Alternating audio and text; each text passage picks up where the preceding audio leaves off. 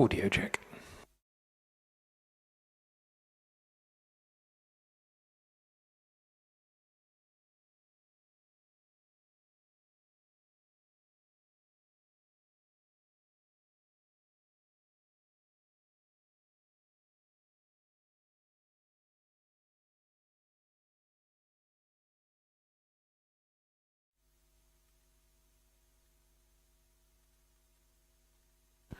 Audio check.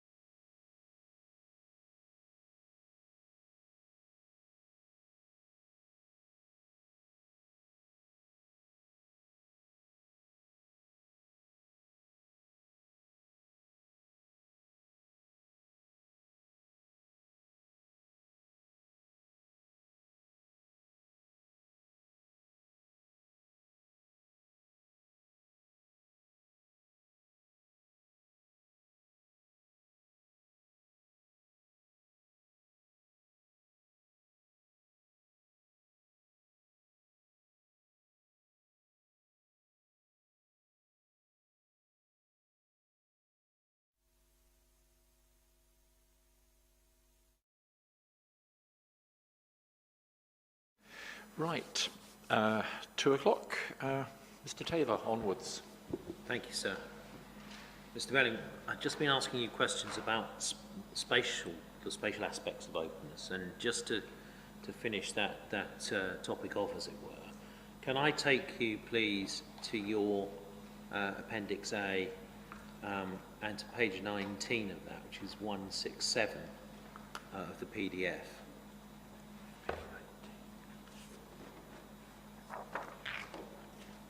And at table 4.3, your methodology for identifying the degree of harm to the green belt is set out.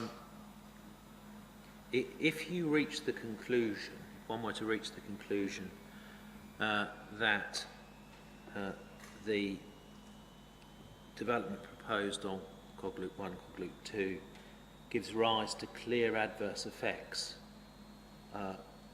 on physical openness, that impact was permanent and that it couldn't be mitigated, one would be in the significant degree of harm category, wouldn't one?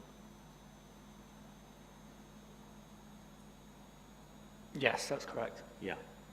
And you agreed with me before lunch that the impact can't be mitigated, that the harm that arises is permanent, and that there is a stark contrast in terms of harm with and without cars on these areas. I don't think that's what I said. I think I said that the impact of the development of the Silver Zone extension could be mitigated by the landscape bund, and that the nature of the development was such that it had only a negligible, only a limited impact on openness. All right. We can look back at your earlier answers. Now, just to be clear, that assessment criteria for significant, you can be in the significant category even if there is no impact on visual openness, can't you? Yes, it's and or. Yeah, thank you. All right, let's move on and look at the visual openness aspects now. And when we're looking at the visual aspects of openness, what one has to assess is whether the development proposed will have an adverse impact on the perception of openness. Would you accept that? Yes. Yeah. And just so that we understand that in the context of landscape and visual impact assessment generally, could we take out CD 22.4, please? This is the Glivia guidance, Glivia 3, and I want to turn in that to PDF page 30.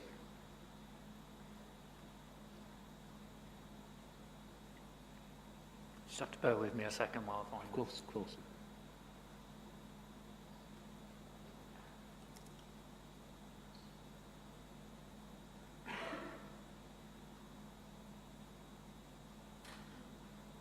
Okay.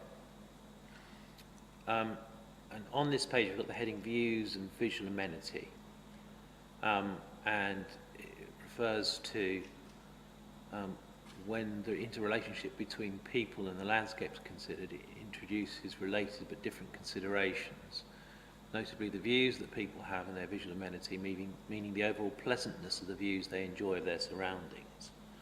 Reflecting this decision, the two components of LVIA are the assessment of landscape effects, assessing effects on landscape as a resource in its own right, and secondly, the assessment of visual effects, assessing effects on specific views and on visual amenity experienced by people. And it's that latter aspect that you've looked at in your Appendix A, isn't it? So Mr. Ferber looked at this specific aspect as a qualified landscape architect. Yes, but in Appendix A, which is produced in your evidence, it is that latter element that's examined, isn't it? Mr. Ferber also considers the landscape effects as well of of Right. that element of the development. Okay. Fine. In that case, we better have a look at what Mr. Ferber actually did, and we can see how it feeds into the assessment on perception of openness. If we go to CD 2.5.22, please.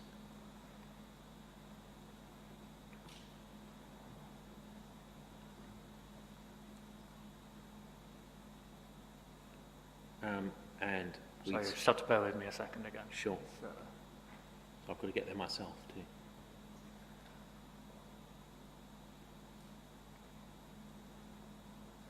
And we're trying to get us to page 9 of the PDF here.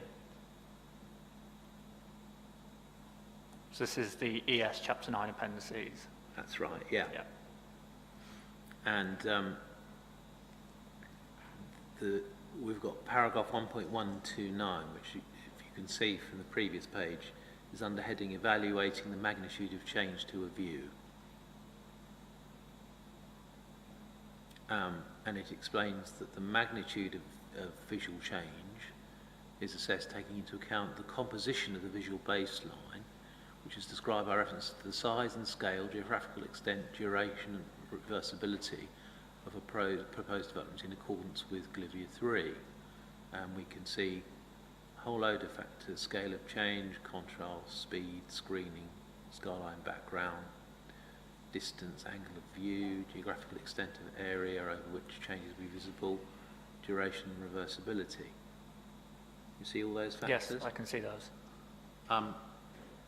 Identifying the magnitude of change in a view from a viewpoint is not the same as looking at the impact on the change of visual openness from a viewpoint, is it? I think I'm not a qualified, I didn't undertake the visual openness assessment element of this, but I would have, yes, I think some of these elements do contribute to the assessment of visual openness. Right, some of them do, but the point I was putting is that the exercise being undertaken looking at magnitude of change here is not the same as looking at the impact on visual openness, is it? It's taking broader factors into account. It's taking broader factors into account, but this work has informed, the work in the LVIA has informed Mr. Ferber's analysis. Well, let me give But you... he doesn't use exclusively the landscape and visual impact assessment. He's also undertaken this separate assessment contained at Appendix A to my proof. Let me give you an example. An LVIA might conclude that the visual impact from a particular viewpoint is of low mitigation because mitigation, which is in character with the landscape, has been proposed to screen a view. Yes. Yeah? But if you're looking at the impact on openness, if that view was one that was previously open, you would reach the view that the blocked view would result in a high degree of a loss of openness, wouldn't you? But in the context of this development, we're talking about one glimpsed view from Winters Lane.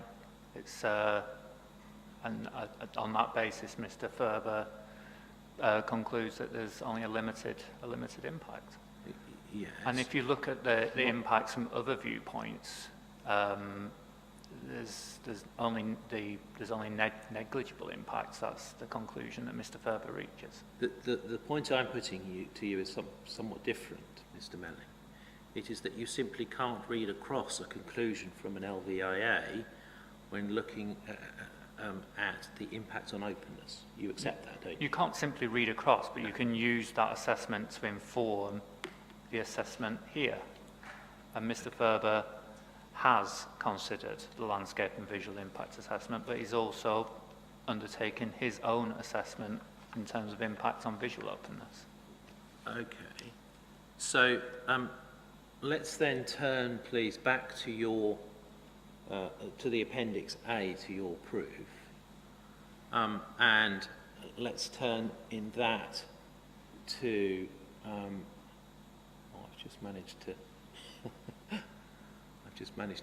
click on the cross on my screen and get rid of it. Hang on, give me a chance to bring it back up. If we go, please, to your proof of evidence, it's PDF page 171, and I'll give you the page number in a second. It is page 23 of the appendix.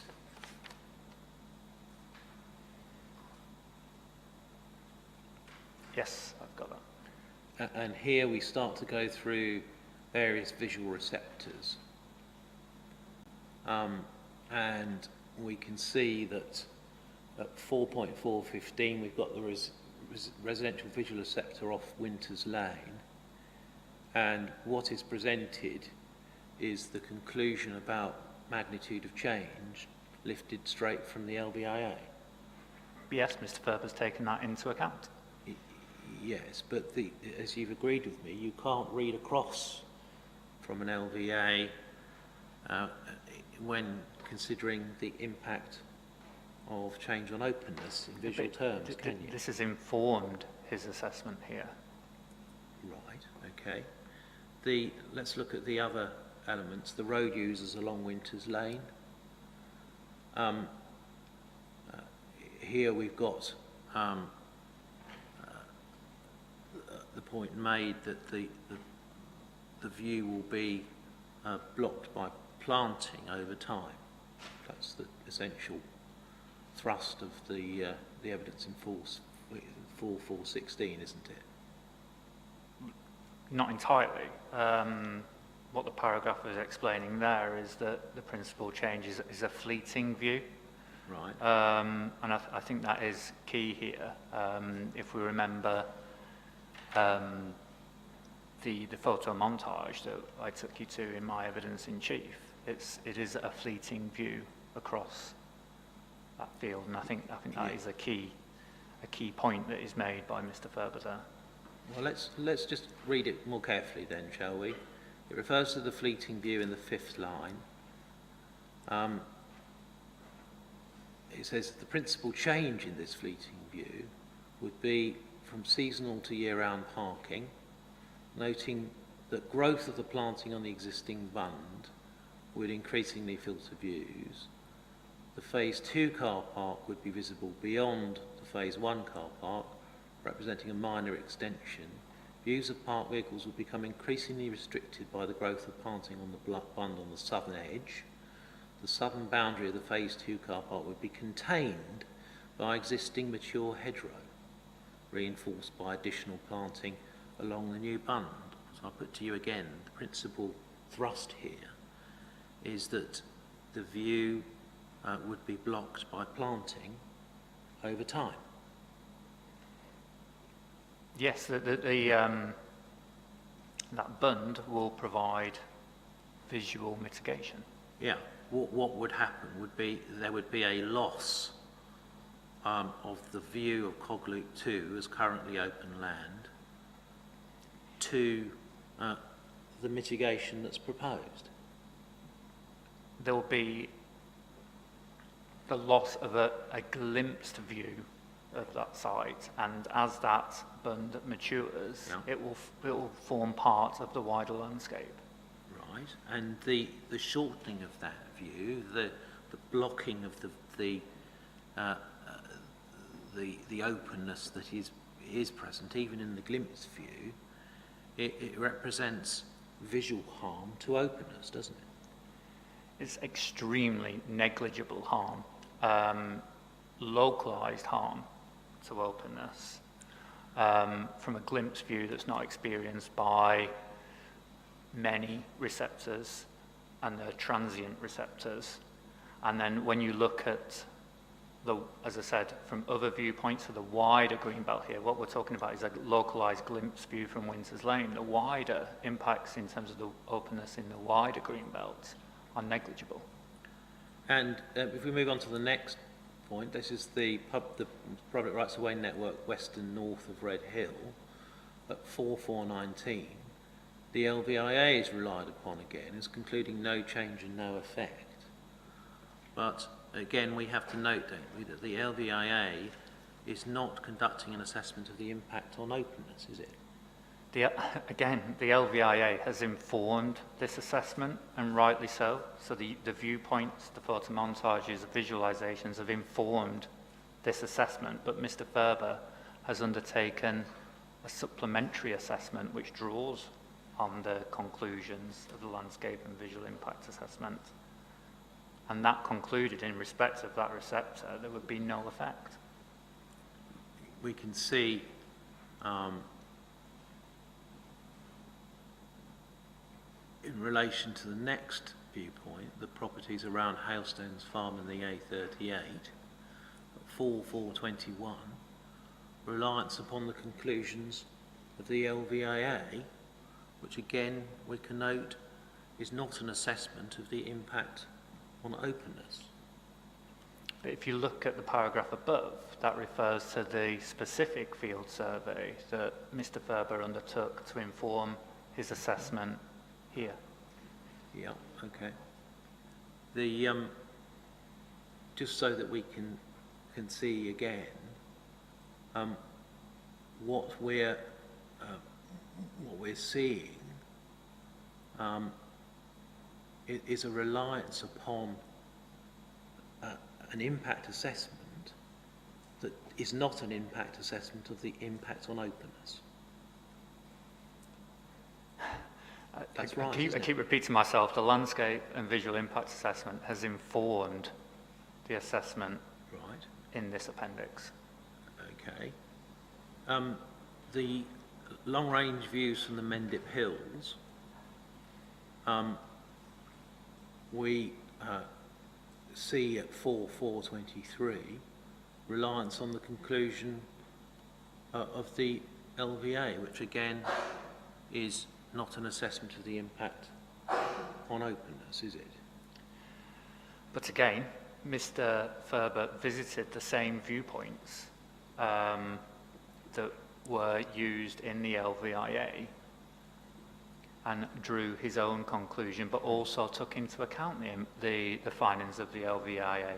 And the findings of the LVA confirmed that the development, including additional car parking in the Greenbelt, would result in no noticeable change from views from the AONB. So what we can see is that the appraisal from these viewpoints set out in Appendix A, which purports to be an assessment of the impact on the visual elements of openness, instead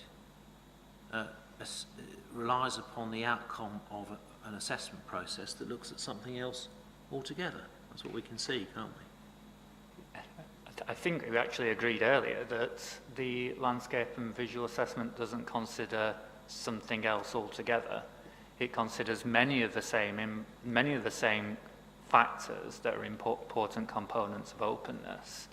And in any case, the landscape and visual impact assessment has been used to inform Mr. Ferber's own assessment of visual openness, which is presented in this appendix. Right, let's look at, I want to focus now on cog loop 2, parcel S2. And that's addressed on page 159 of the PDF, page 11 of the appendix itself. And again, I'm looking at visual openness.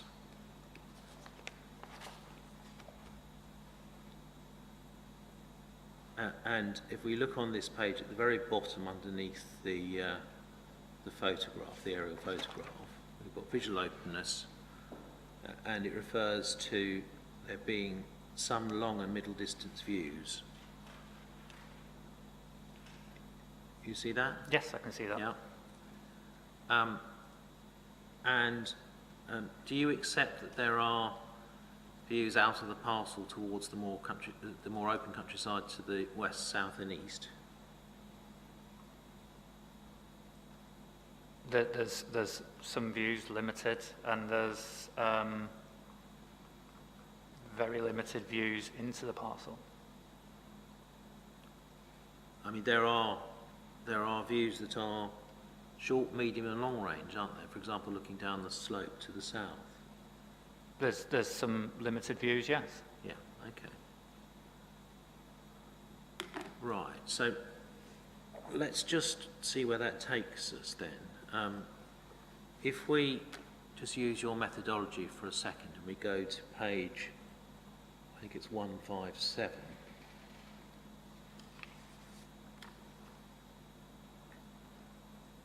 And sorry, what's the actual page Yeah, number? sorry, 9. Page 9. Sorry, do forgive me. No, that's I'm fine. trying that's to fine. remember to do both. So I'm looking at table 3.3 and the criteria used in the assessment of visual openness.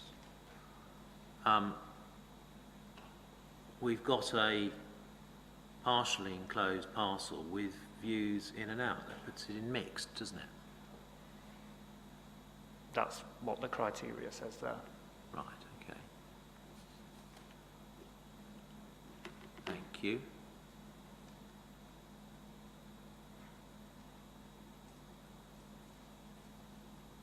And indeed, if one took the view that there are middle and long distance views across the site, that's a judgment that obviously clearly needs to be made. Whether that's the case, one could get into the high category. If there were clear, yes, I mean that's what the criteria says. We contend that that the views out of the site are limited. Okay. Let's go back to the map of parcel S2 that we were looking at a few moments ago on page 159, page 11 internally.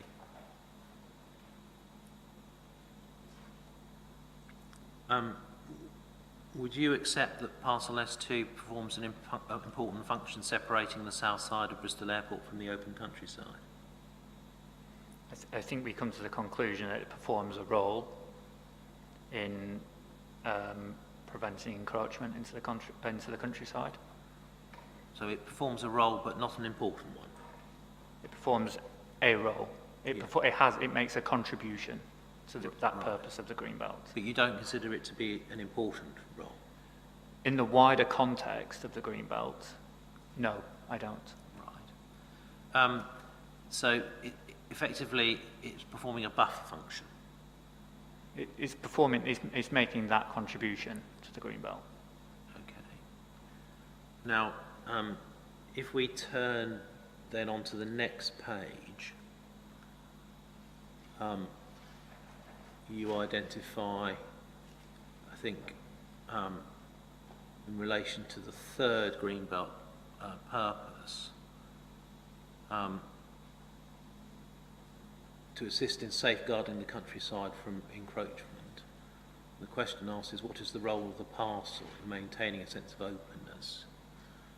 And you say that it performs that function. Yes, it makes a contribution to Yes. that purpose. But its contribution is particular, isn't it? Because it serves the buffer function because it's immediately adjacent to the airport. As I said, it makes a contribution to that purpose of the green belt. Which other parcel of land, looking at the plan, performs a more important function in terms of safeguarding the countryside from encroachment from the airport? I don't follow your question.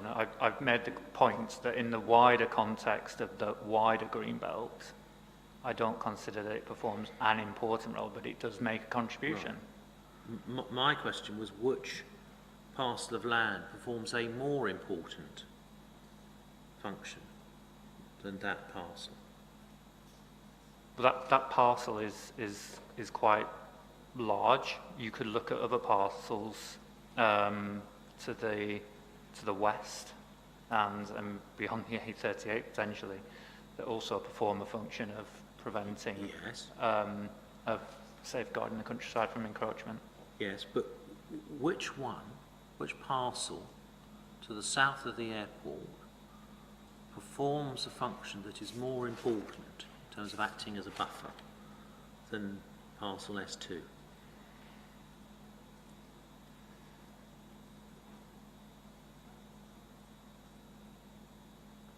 You could look at parcel S3, which also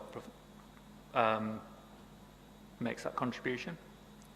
So parcel S3 is more important, you're saying? I'm not saying it's more important. Right. We don't seek to rank the parcels. Well, I know you don't. I'm asking you a question, Mr. Melling. It's quite a simple one. Which parcel of land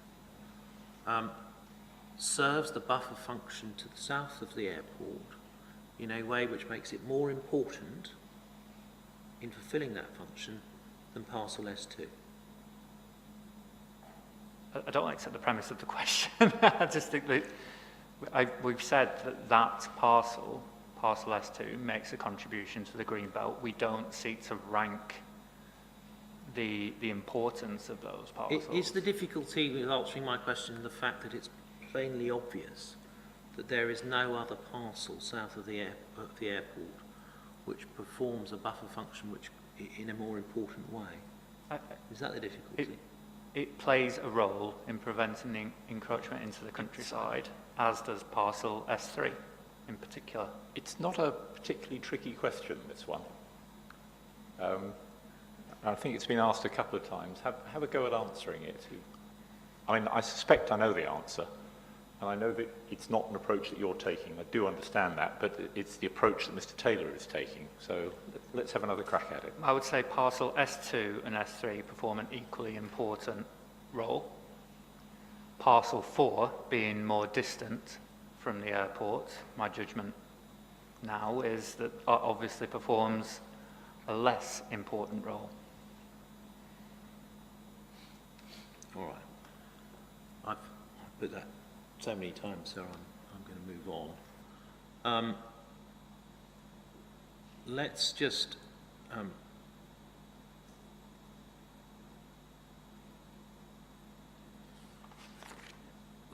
move on then to page 1.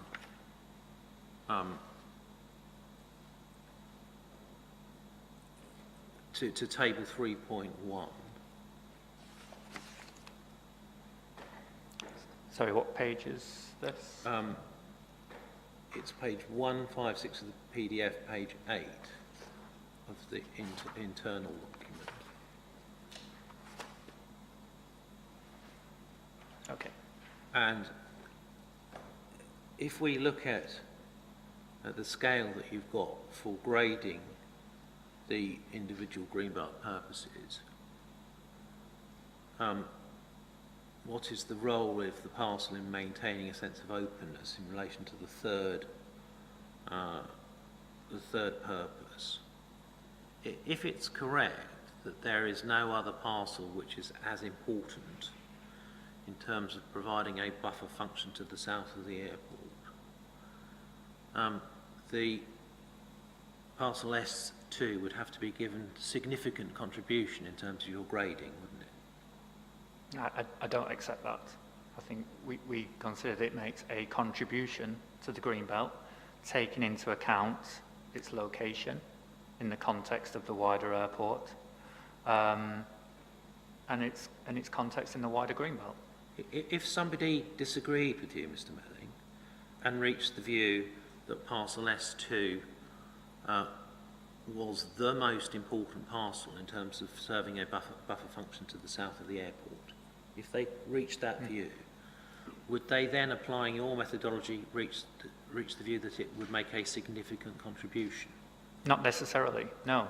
Just because it's in your opinion, or in this hypothetical situation, someone was to conclude that is the most important parcel, it still doesn't mean it makes a significant contribution to that purpose. I see. Thank you. Right. Thank you. Now, just so that we can draw that together, I'm going to go to, I think it's page 175, which is page 27. I'm going to make the same mistake I made last time. Yeah, sorry, it's page 176, table 4.6 on page 28.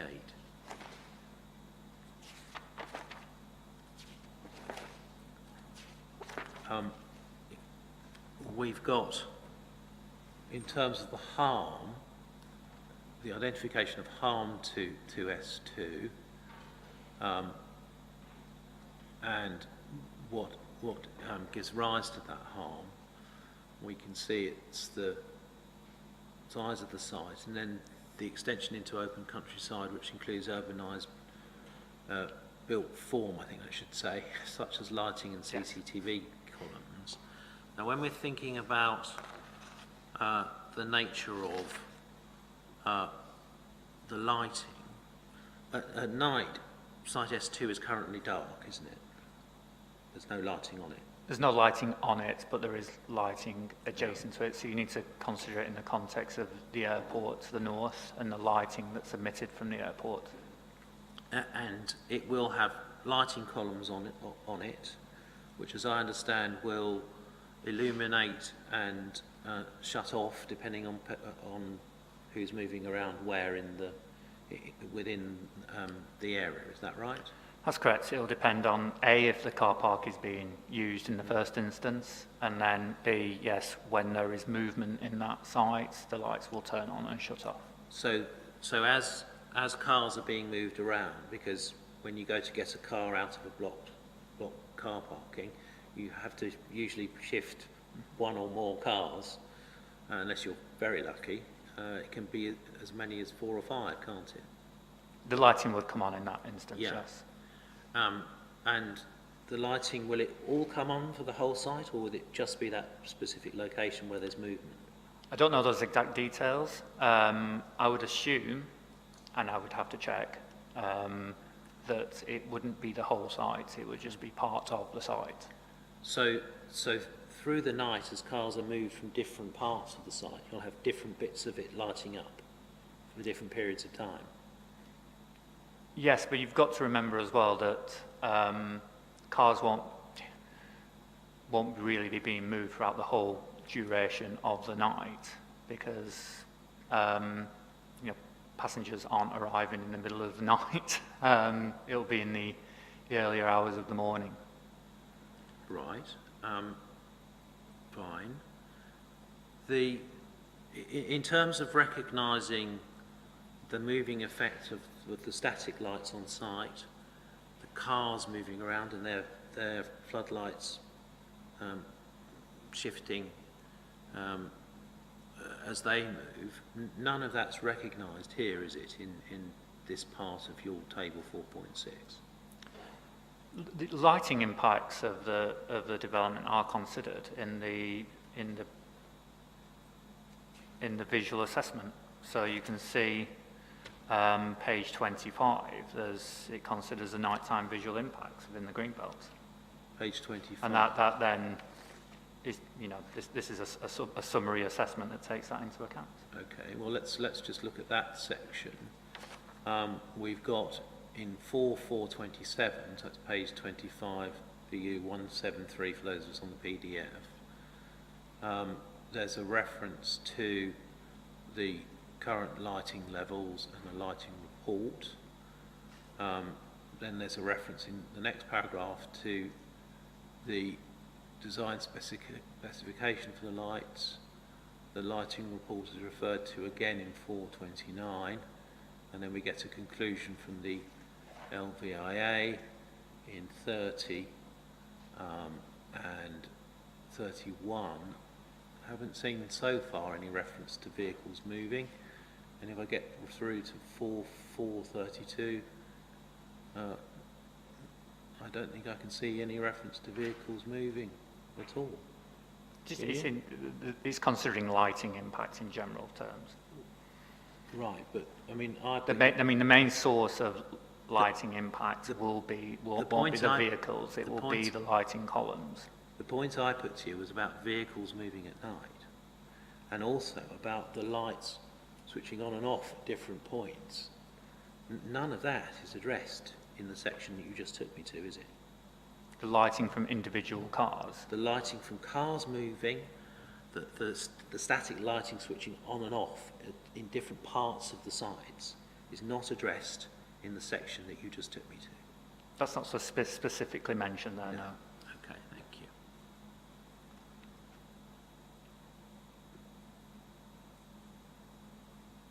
Right.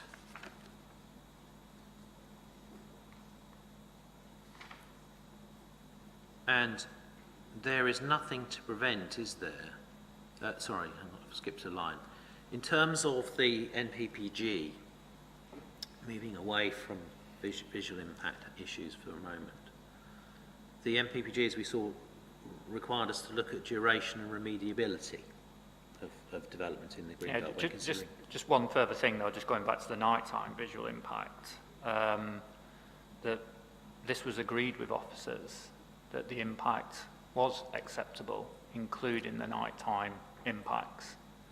And that was based on the findings of the landscape and visual impact assessment, which has informed this assessment in my appendix.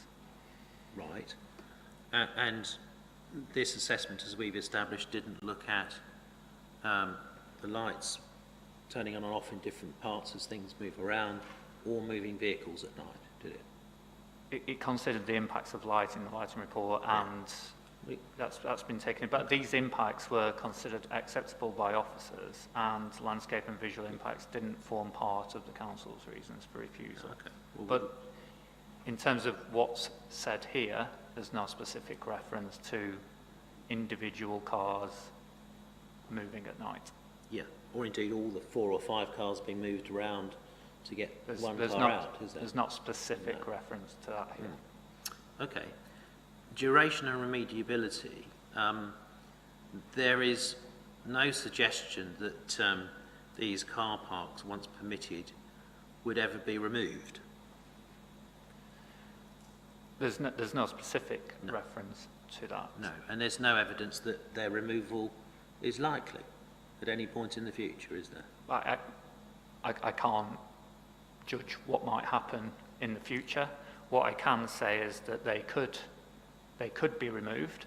There's only the sort of grasscrete layers that the inspectors may have seen on the existing seasonal car park that can be quite easily brought up. There would be a need to remove the small areas of asphalt, but that could be done as well. And so, in the future, if that area wasn't needed for whatever reason, it could be restored. And in terms of the degree of activity, that's the other aspect of openness, like traffic being generated, there is nothing to prevent these car parks, once permitted, being in use 24/7, 365 days a year, is there? There's nothing to prevent that. However, the parking demand study has quite clearly identified the demand and when that peak demand may occur. If the car parks do happen to be used more intensely, then that would have a consequential impact in terms of reducing the adverse effects associated with unauthorised offsite car parking, because you would assume therefore the demand is greater than what was forecast, but we don't consider that as to be likely. I'm going to turn now to the justification for the car parks in the Greenbelt. And you identified 3 elements, I think: the need for parking, the absence of available sites outside of the Greenbelt, and what you say is the need for and benefits of growth of Bristol Airport. Obviously, I'm leaving the last one to later in the week. Yes. looking at that first one, just to set the scene, I wonder if we could go to INQ 78, please.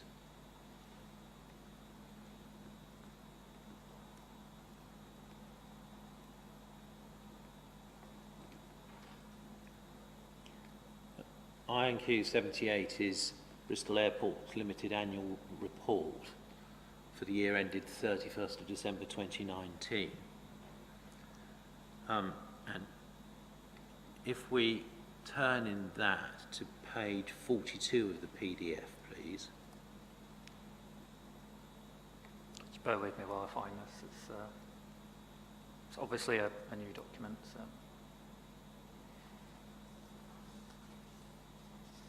Actually, let's go to the page before, page 41. Page 41, did you say? Yeah. Okay. There's a heading at the bottom of that page, turnover. Just bear with me a second.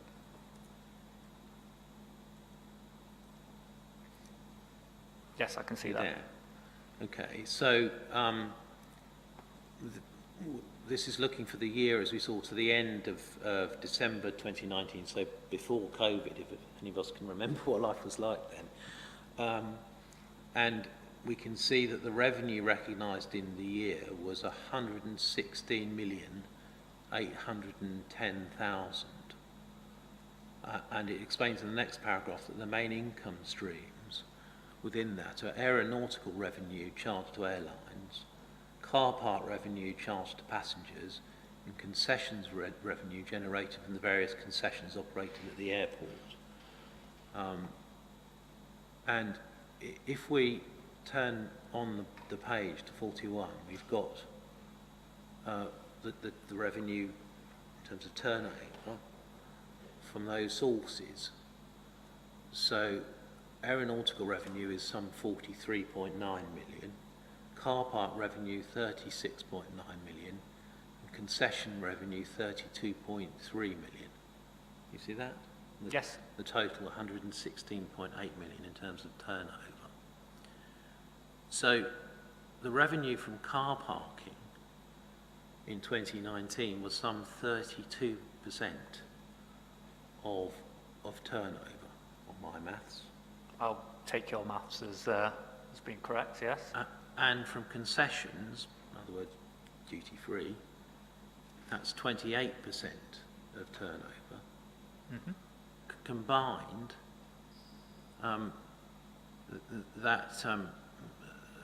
those two elements make up well over 60% of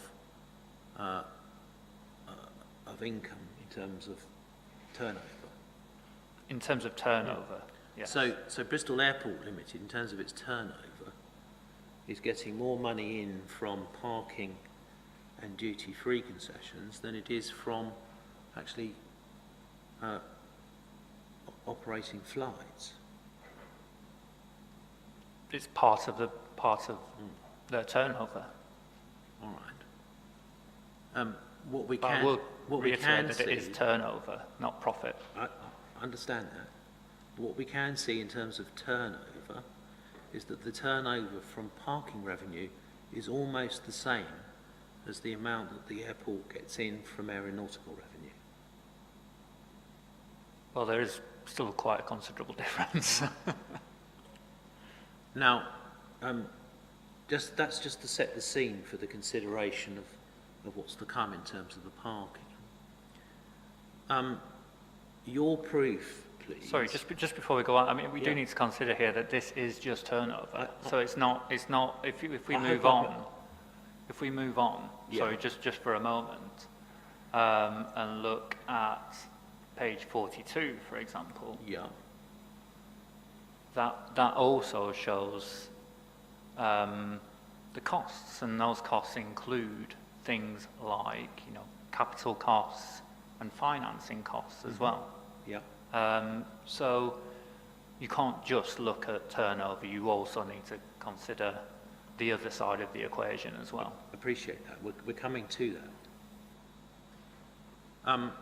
If we go back to your proof, please, and we turn in it to, I think it's page 90 of the PDF, which is page 90 of the proof as well.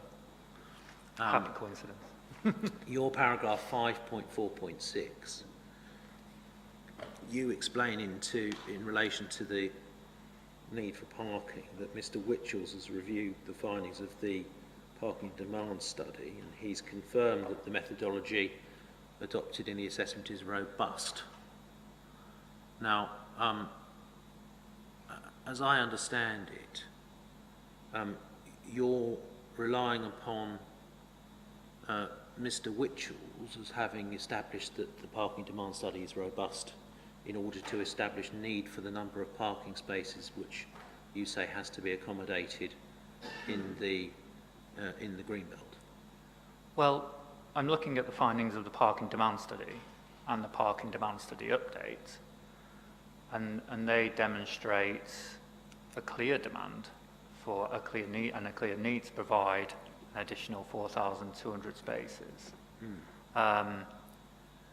In fact, as I mentioned in my evidence in chief, the number is actually higher than the 22,200 spaces that are forecast to be needed at 12 million passengers per annum. So there's that element, and then I have also taken into account the evidence of Mr. Witchells, and he has undertaken a comprehensive review of the parking demand study and its updates, and undertaken a validation exercise which confirms that the findings of those assessments are robust and that they represent, as I said in my evidence in chief, a tough capacity limit. So what I'm trying to get to, Mr. Mannings, is whether you're giving independent and additional evidence to Mr. Witchells in terms of the robustness of the parking demand study, which I need to cross-examine you on. No, I'm not giving additional. Right. I'm not a parking study expert, and I'm not a transport consultant. That's a relief, because otherwise that would blow my cross-examination timing completely out of the water. I know, it's bad enough as it is.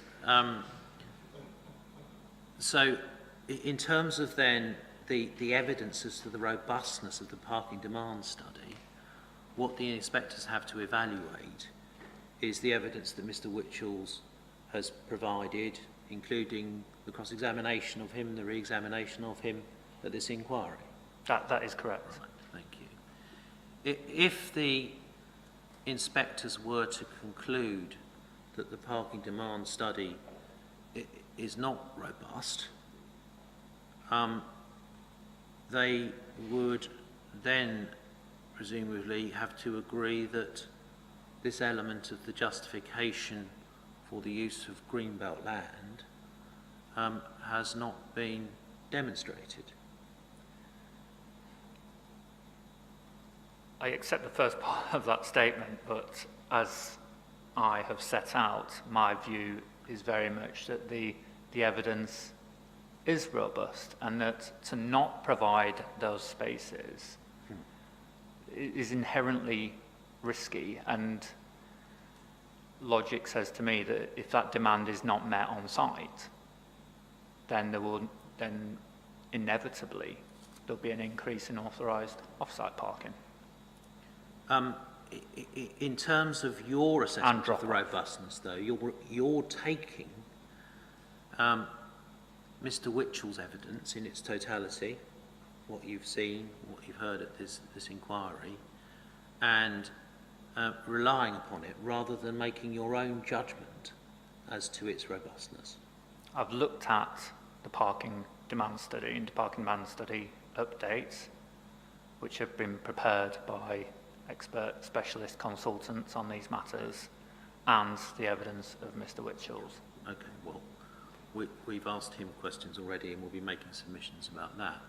Now, the monitor and manage approach to parking proposed in conditions, in terms of satisfying the necessity test, monitor and manage can only be necessary if the view is reached that there's a possibility that not all of the parking demand identified by Bristol Airport Limited may be required. My view, and the view of Mr. Witchells, is that that parking will be required. There may be some uncertainty in terms of exactly when it needs to be delivered and the nature of the demand. So whether it's, at this point, we consider that it's likely to be the low-cost parking that's needed, and therefore the Silver Zone extension and not MSCP3, but it will take that into account.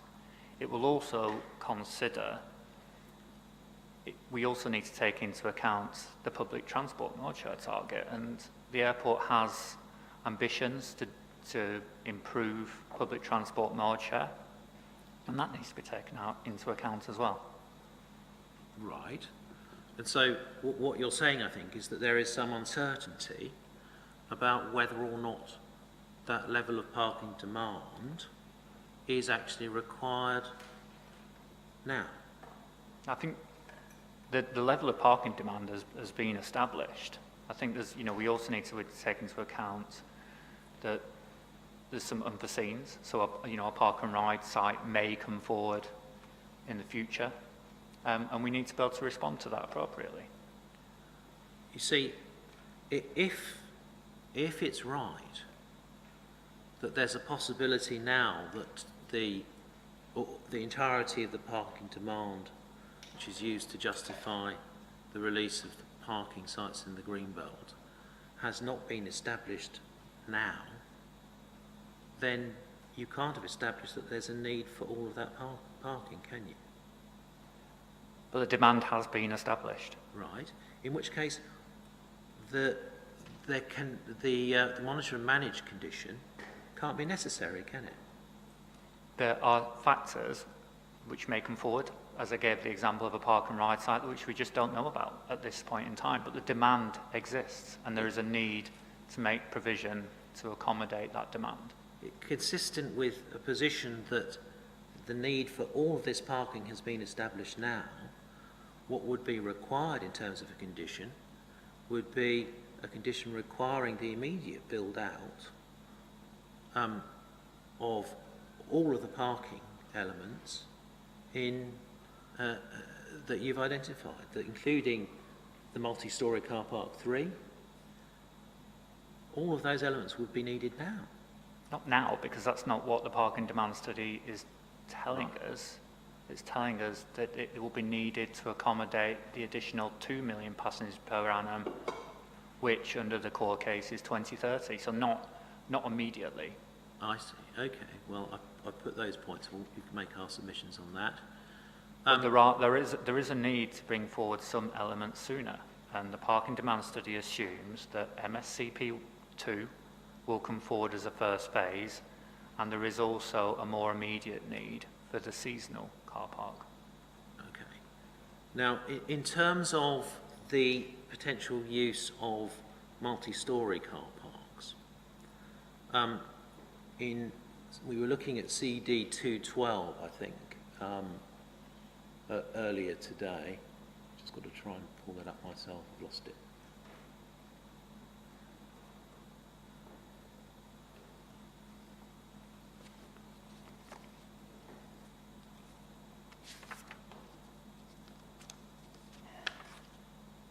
Yeah, the parking strategy, and I want to take us to page 28 of that document,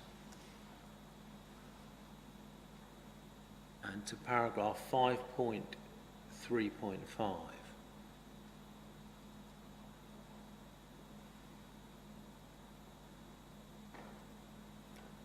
Here it explains that consented and proposed multi-storey car parking already covers a substantial portion of the inset area, and landscape analysis of this option indicates that additional multi-storey parking beyond that associated with option A would result in overdevelopment. This would have likely significant visual impacts on residential receptors along Downside Road. Now, in terms of planning policy and visual impact, where the inset and downside road are not in the AONB, are they? No. In fact, there's no landscape designation of that area at all. There's no landscape designation of that area, No. and there's no landscape designation of the Silver Zone car park either. Right. So, In fact, they're quite some distance away from the AONB. if one is looking to the weight that one would give to the landscape harm of building multi-storey car parks in the inset area on that northern side, the weight that one would give to that harm would be less than the substantial weight that one has to give to impact of development in the greenbelt, wouldn't it? Not necessarily. I don't know if I accept that. I think we would have to attach quite significant weight if there were going to be, in terms of the impacts on visual amenity, if there was going to be significant impacts on those residential receptors. We'd need to take that into account. Right, you'd have to take it into account, but you'd... In the balance. I would attach But you would significant weight to that. inevitably give it less weight than the substantial weight one has to give to the impact on openness I don't think arising from inappropriate development in the greenbelt. I don't think I follow that it's inevitable.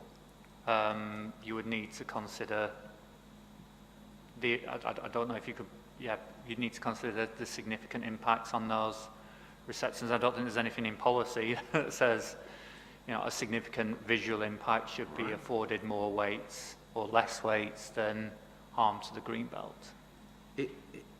If you reach the view, looking at this in the round, that the likelihood is that parking and the inset area would be given, in terms of its visual impact, would be given less weight than the substantial weight that policy requires to be given to the consequences of inappropriate development in the greenbelt. If you reach that view, so less weight to visual impact, if it's justified to grant permission for development on the greenbelt, it would be even more justified to grant planning permission for a scheme which didn't build on the greenbelt, but which involved multi-storey car parking within the inset. That would be right as a matter of logic, wouldn't it? If you took that basis, so that premise, I accept that. However, I think what we're also not taking into account here is the fact that option B, so further decked or multi-storey car parking to the north, importantly wouldn't provide the necessary capacity. So that option would provide circa 950 spaces only, which wouldn't meet the residual requirement after MSCP2. And also, as is set out in table 5.1 here, that car park, the charging for that car park would necessarily be higher and therefore wouldn't meet the demand for low-cost parking. Yeah. So that would also need to be taken into account. But that point about no capacity, what area does option B relate to? The area in option B follows a broad, I don't know exactly, it's just illustrative at this point, but it follows a broad alignment to the current multi-storey car parks. So if we look at the site layout, so to the east, it's broadly to the east of MSCP, what would be MSCP2 in that general area. Right, because I couldn't find anywhere in the in this appraisal a delineation of the area to see what was actually exactly. No, as I said, it was an illustrative assessment. Yeah. Okay. There's no firm design at this stage.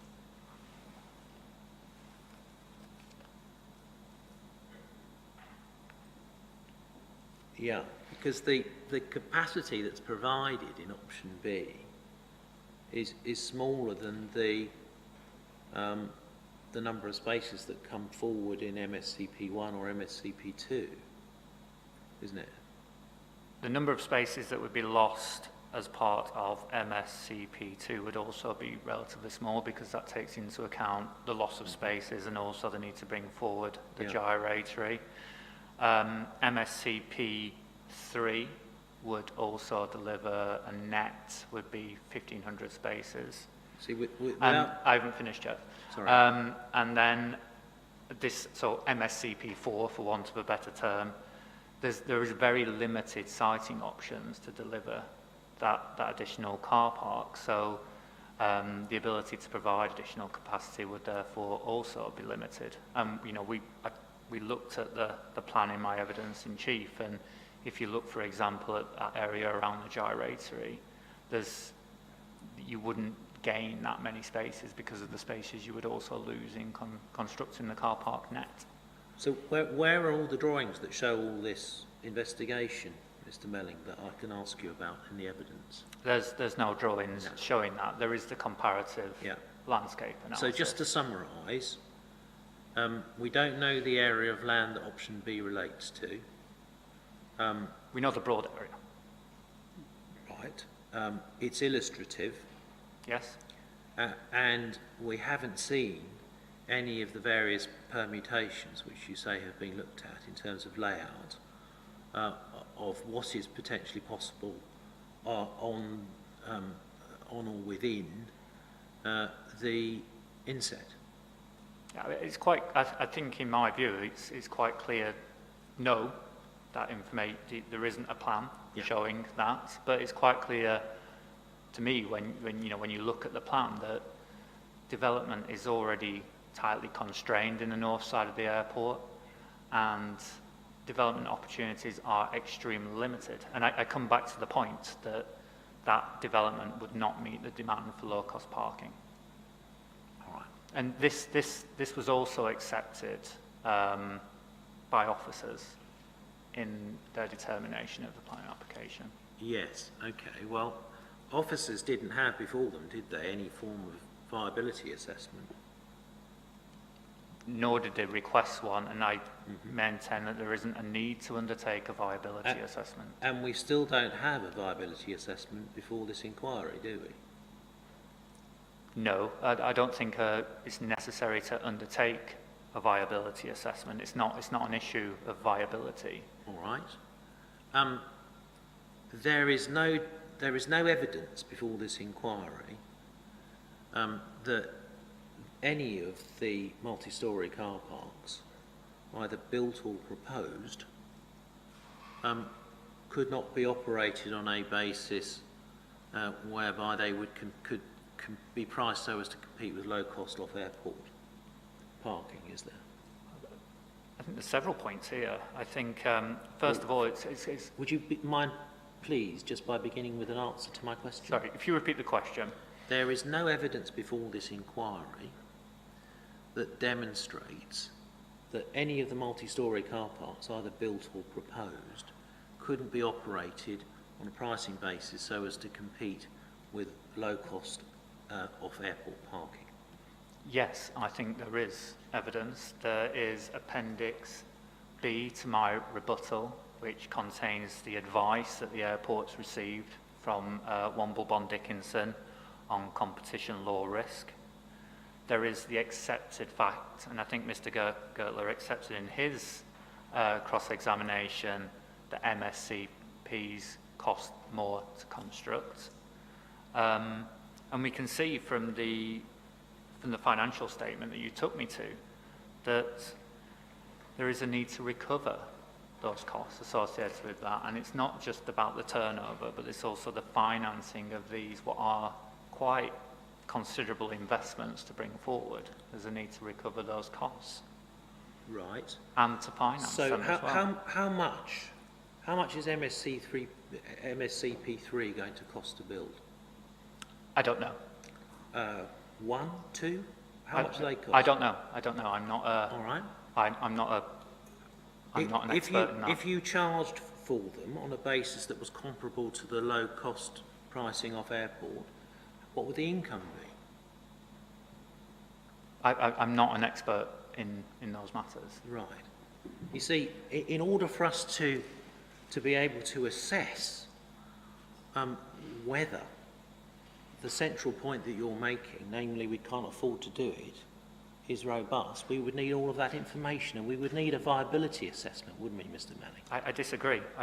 It's to me, it's quite obvious that for a more expensive infrastructure such as this, which is in a premium location next to the airport terminal, the airport will need to charge more for that facility, and that's consistent with how similar regimes operate at other airports. If the airport was to charge less for, say, MSCP3, then it would need to charge less across all of the multi-storey car parks on a equal basis.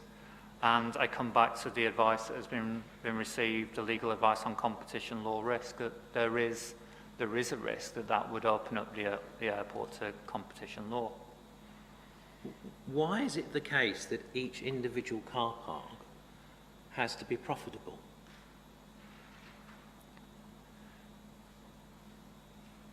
This is a private sector investment. Right. And so there's a need to recover the costs of building that car park. Why can't it's not for the airport to offset the construction of one infrastructure component with another. Why can't the additional revenue, say, from duty-free concessions generated by the extra 2 million passengers be used to cross-subsidise or underwrite a lower cost parking pricing regime? Why can't that be done, Mr. Melling, given they already get 32.3 million in turnover from duty free? As I said before, that you're purely looking at turnover, though. If you look at profits, you'll see there is a need to finance these developments, which are considerably expensive. Why can't and it be done? There's no policy requirement for the airport to cross-subsidise that, and indeed, in doing so, as I said, it would open up the airport to competition law risk. Why can't the additional revenue from duty-free for the extra 2 million passengers that are being sought at this inquiry be used in the way I suggested to cross-subsidise so as to enable lower fares to be charged? Why is that impossible? As I've said, I think that could potentially open up the airport to competition law risk, that cross-subsidy. I can't speak on behalf of the airport, but the revenue that is taken, revenue across the whole business has to be taken into account, and that's for the airport to decide what to do with that revenue. Right. If you don't know the answer to the question, it's okay to say I don't know. I'm not saying I don't know, because I've said that we've received clear advice that there is a competition law risk there if the airport artificially reduced the prices for the multi-storey car So in parks. terms of the question I asked you about using duty-free concession income, there is, I think you agree, no reason why that can't be used. I haven't said there's no reason. I said there's a competition law risk. Right. So we fall back on the competition law point. To me, it's quite clear that a significant investment such as this, there is a need to charge a premium, and that is consistent with the operations at other airports. I see. So you rely upon the fact that other airports charge this as to justifying Bristol Airport charging the same way? Not just that, no. The fact that the airport would have to recover the cost, not just the capital cost, but the finance cost for that. And again, I come back to the competition law risk issue. Okay. Because we've got no costs or income information, we can't tell if a premium price is charged whether the airport actually makes a profit on the running of its car parks, because on a multi-storey, that information is not before the inquiry, so we can't tell, can we? But my view it's not relevant because there is no need to undertake a viability assessment. Indeed, there's no evidence that demonstrates that if you price at an equivalent value to a low-cost car park, that wouldn't cover the costs. There's no such evidence, is there? I haven't included that in my my evidence. I think Miss Beth actually sets out in her evidence some costs which I haven't been able to to validate. But I come back to the point that I don't think this is an issue of viability. Okay, that's helpful, thank you. Let's then deal with this competition point. Heard the way. How are we doing on time? I'm very nearly done. I'm sorry it's taken so long, but I'm having to put some points quite frequently.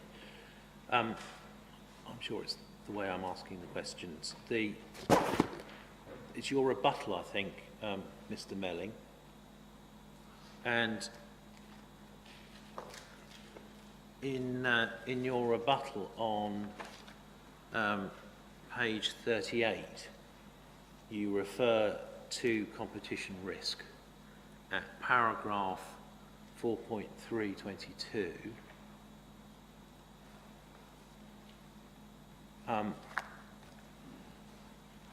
You say that BAL has also received legal advice which indicates that if it were to build MSCP 2 and 3 and offer parking in either or both of these facilities at prices similar to those in the Silver Zone car park, it may give rise to competition or risk under the Competition Act. See that? Yes, that is the advice that the airport has received. Yeah, and that advice is on page 66 of the PDF. I'm not sure which page that's going to be for you. It's in your Appendix B. It's Appendix B, yes. We can see the first 3 paragraphs are introductory, and then we get to paragraph 4, and it says, any requirement by North Somerset Council or others that BAL builds MSCP 2 and MSCP 3 and uses either or both of these facilities to provide a low-cost parking solution could be deemed to be an anti-competitive agreement, contrary to the Chapter 1 prohibition. And it goes on to say that the company takes great care to ensure its practices are compliant with competition rules. And it refers to Sutherland Property and Legal Services Limited already claiming that BAL is a monopoly. BAL doesn't accept that, but it demonstrates the competition law risk and shows how easily a risk can arise for those imposing pricing requirements on Bristol Airport Limited. You see that? Yes. So what this is talking about is difficulties arising if a requirement is imposed, isn't it? That's what it says in that paragraph. A requirement about pricing. If, however, Bristol Airport Limited were to choose itself to offer a multi-storey car park at a low-cost price, there would be no agreement, no requirement, would there? I'm not an expert in competition law. This is the advice that the airport has received. My understanding is that, yes, that refers to an agreement, but also if the airport chose to somehow cross-subsidise, that could give rise to a risk as well. Yes, I think the cross-subsidy point arises if you cross-subsidise from the aviation revenues, Mr. Melling. As I say, I'm not an expert, but this is the risk. This is the advice that the airport has received. Right. What the council's case is that you should bring forward MSCP 3 and charge a lower cost price, which would need to be agreed. No, it wouldn't, because you bring forward MSC3P, the third multi-storey car park, and Bristol Airport Limited can choose how it prices it itself. If it hasn't got a low-cost product at the airport and it wants it, it can choose to have it. My understanding is that any type of cross-subsidy could give rise to competition law Okay. risk. But as I said, I'm not but this is the advice that the airport has received. Let's just finish this off then, in terms of paragraph 5 of this appendix, refers to the risk not being theoretical, and it refers to action taken against Heathrow Airport and Aurora Sofitel Hotel at Heathrow Terminal 5, because the arrangements between the parties included a clause restricting how parking prices should be set by Aurora for non-hotel guests. So that's a situation where Aurora, operating the hotel at T5, entered into agreement with Heathrow Airport Limited about how to price parking, isn't it? Yes, that's correct. Yeah, well, again, this is an example of what I put to you before about the point being put here is not about Bristol Airport Limited being unable to choose its own pricing. It's about an airport not being able to enter into an agreement which would be considered to be anti-competitive with a third party. So this Appendix B doesn't address the point, does it, Mr. Melling? This element here is talking about the agreement. My understanding, and again, I'm not an expert on this, is that cross-subsidy would be potentially anti-competitive. There is a risk. Right, okay. And the evidence in your proof about cross-subsidy, where do I find that? I don't know if it's mentioned specifically in my Right. proof, but that is my understanding. Okay, fine. If it's not in your proof, who was the witness that I should have put the point to? As I said- Who dealt with cross-subsidy? This is the advice here. That's in it, Appendix right. B. Yes. Okay, fine. So when it comes to considering very special circumstances and whether that's been made out, we can note that this is the extent of the evidence on the competition law implications, On competition law, and we can note the extent of the evidence in relation to cross-subsidy as well, i.e. there is none in your proof. I refer to this advice in my proof. Okay, thank you. Right, now in terms of what happens if parking's not provided, I think 3 options have been put to Mr. Gertler. Parking in unofficial greenbelt car parks would arise was one option. There'd be an increase in taxi drop-off pickups and potentially additional public transport usage. Now, in terms of what happens in terms of how people would choose to travel if the car parking in the greenbelt wasn't permitted, either in whole or in part, it's right to say that the Bristol Airport Limited has not presented any assessment of how people would react and what the consequences would be. I don't accept that entirely. I think in the parking demand study, update, there is evidence to show that there's been an increase in propensity for people to drive to the airport, and that is likely to continue into the future. Right, okay.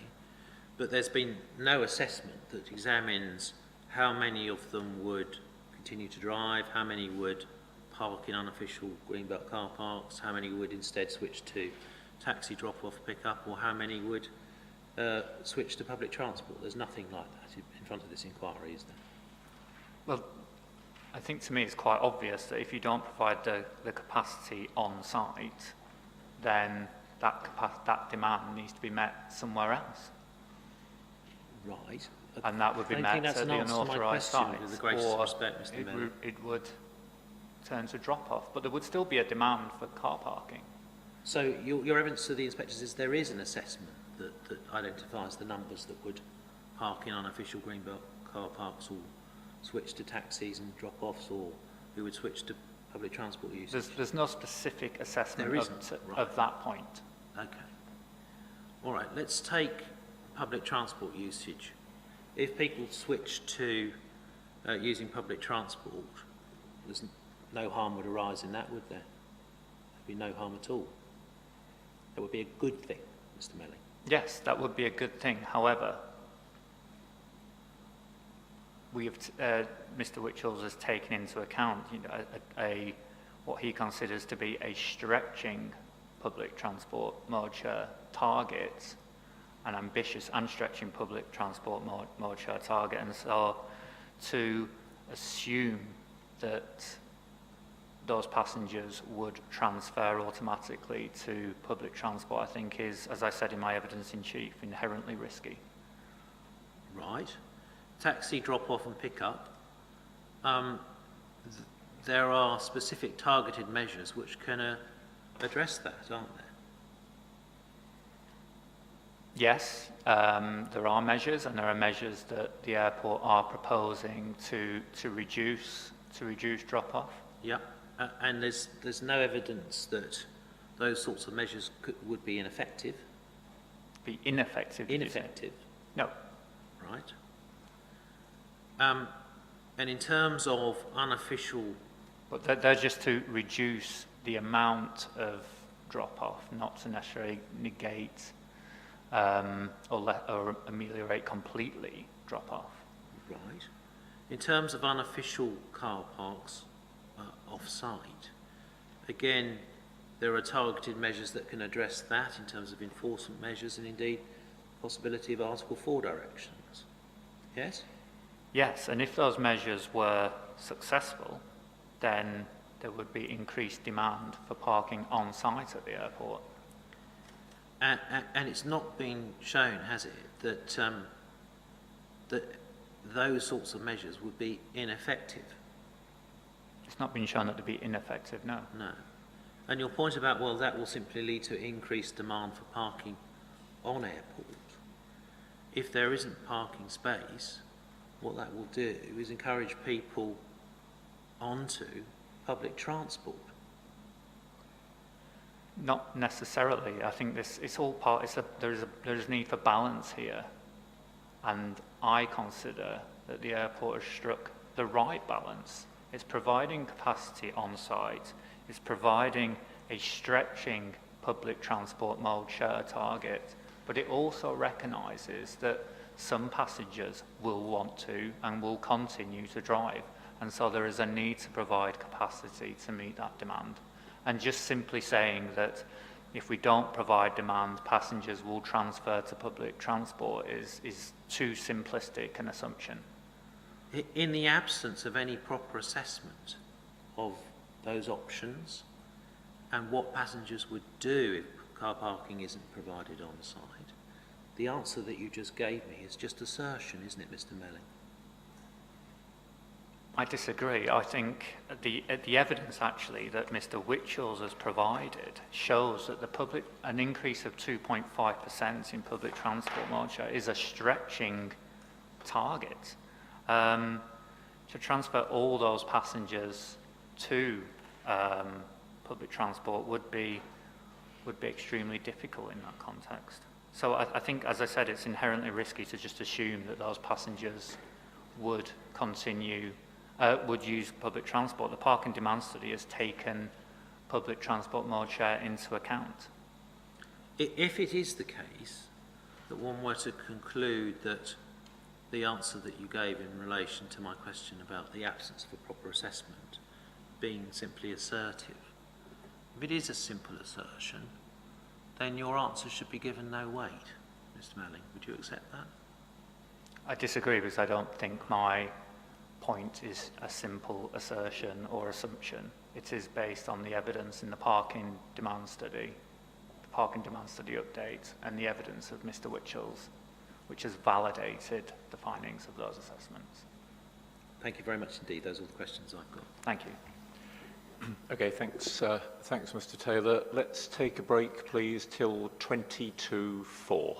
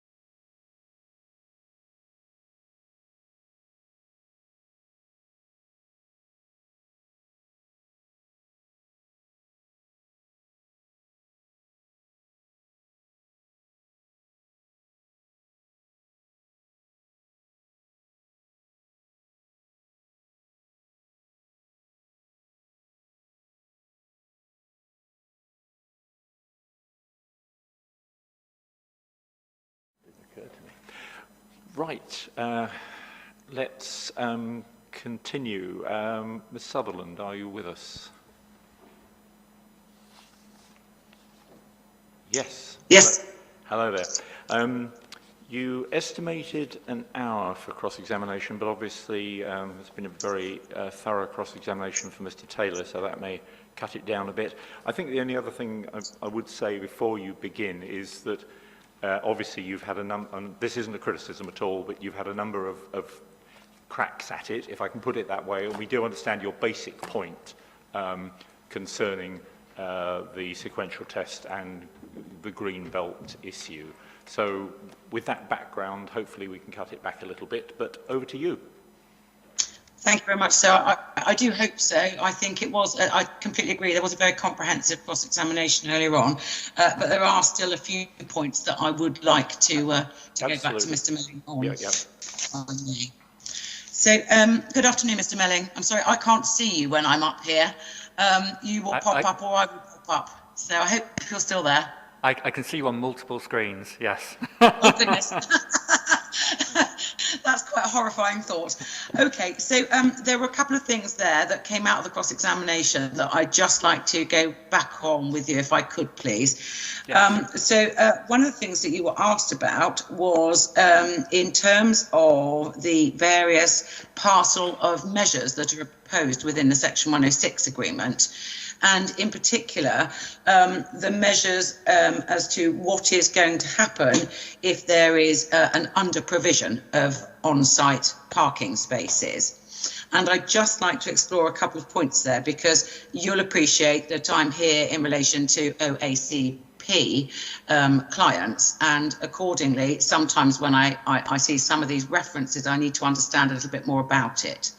So, as I understand, in terms of under provision, it's BAL's view that there are three potential impacts: OACP increase, taxi drop-off increase, and potential public transport increase. And you were asked about that, and in particular, you were asked about the measures in relation to OACP. And as I understand it, the measures that I've been made aware of that have been pleaded in the various documents are in relation to the financial contribution by BAL to the LPA to fund an enforcement officer. Is that correct? Yes, that's one of the measures that are proposed in the Section 106 heads of terms. Yes. Okay. What are the other measures in relation to under provision? Oh, so in terms of that, yes, that is the enforcement contribution. That is the measure. Yes. That's the only measure. Okay. And I think you accepted earlier that you've never assessed these measures to date to look at whether or not they're successful. When you say to date, are you assuming that the airport already provides that funding to the council?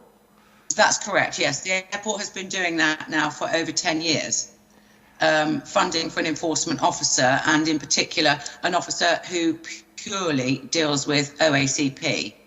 That's why I'm asking the question. Yeah, I've got to say, I don't think that's my understanding, and I may be wrong, but that's not my understanding. I don't think the airport does fund the council in undertaking enforcement activity. I don't think it provides a contribution, but it is proposing as part of this application to provide a contribution. Yes. Yes. The point that I was making, Mr. Melling, is that this has been going on for a considerable period of time, this particular measure. Take it from me that you don't know, but that is the case. It has been going on, and it's throughout the local authority documentation in relation to OACP that they've been receiving that funding. It's also come through the PCAA. That funding has been ongoing for many years, and no assessment has been carried out of whether or not it's successful, has it? No, there's not been well, first of all, I'm still not sure, and we need to confirm, and maybe we can confirm this later, whether or not the airport does provide funding to the council. Either way, the council does undertake enforcement activity, and I don't think it's for the airport to undertake any assessment of the success or otherwise of that enforcement activity. Okay, so in relation to Section 106, I think we don't really need to go back to the basic principles of planning here, but in relation to Section 106, the Section 106 contribution has to be necessary, doesn't it? Yes, necessary it does. to mitigate, yes. And so in order to determine whether that's necessary, I think either yourself or the council have to determine whether it works. Would you agree? Well, I think quite clearly the council has successfully taken enforcement activity against offsite providers. So on that basis, you'd have to assume it has been successful. Yeah, okay, so I'll try and ask you again in a slightly different way. I appreciate there has been some success, but overall, your own figures demonstrate that OACP is growing and continues to grow in line with the airport. So although there has been some successful occasions of enforcement activity, that parking demand is still being met, OACP, isn't it? I accept, yes, that some of the, and as we've shown in the parking demand study and the parking demand study update, that there is a proportion of off-site car parking. The question of whether the enforcement activity has been successful, yeah, there's not been a complete amelioration of all of that car parking. However, I can't judge whether it's been successful or not, because presumably without that enforcement activity, there would be more of that car parking. So I think on that basis, well, it has been successful. It's okay. How you judge successfulness, I guess. Okay, Mr. Melling, sorry, I spoke over you. It's quite difficult. I get quite a delayed feed here, so apologies if I speak over you. I don't mean to. That's perfectly fine. Thank you. In relation to the assessment of OACP, then, you're aware of the fact that there has been some improvement, but I think I'm going to struggle now to find the document reference, but I put in a document that was an appendices to my proof that was labelled ED12. And you'll just have to bear with me a second just while I find this. Just bear with me a second. Thank you.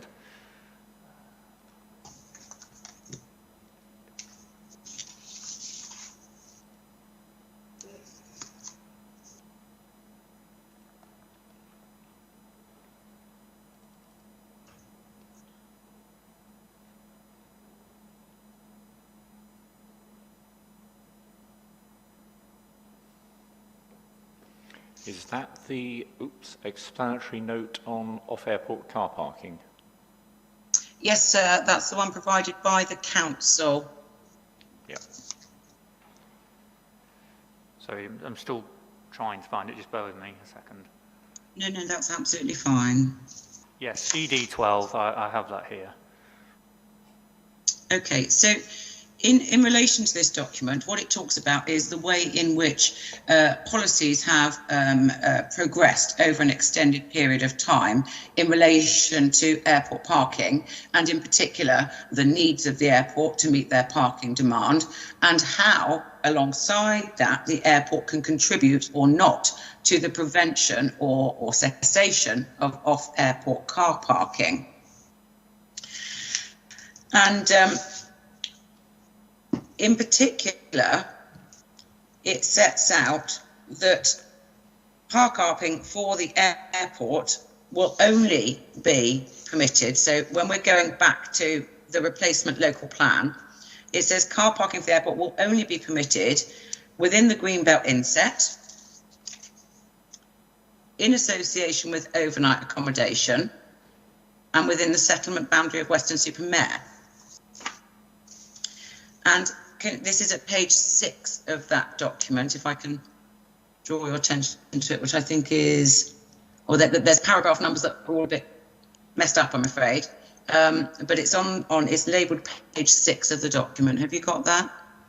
Is this the core strategy adopted plan? Is that sort of halfway down the page?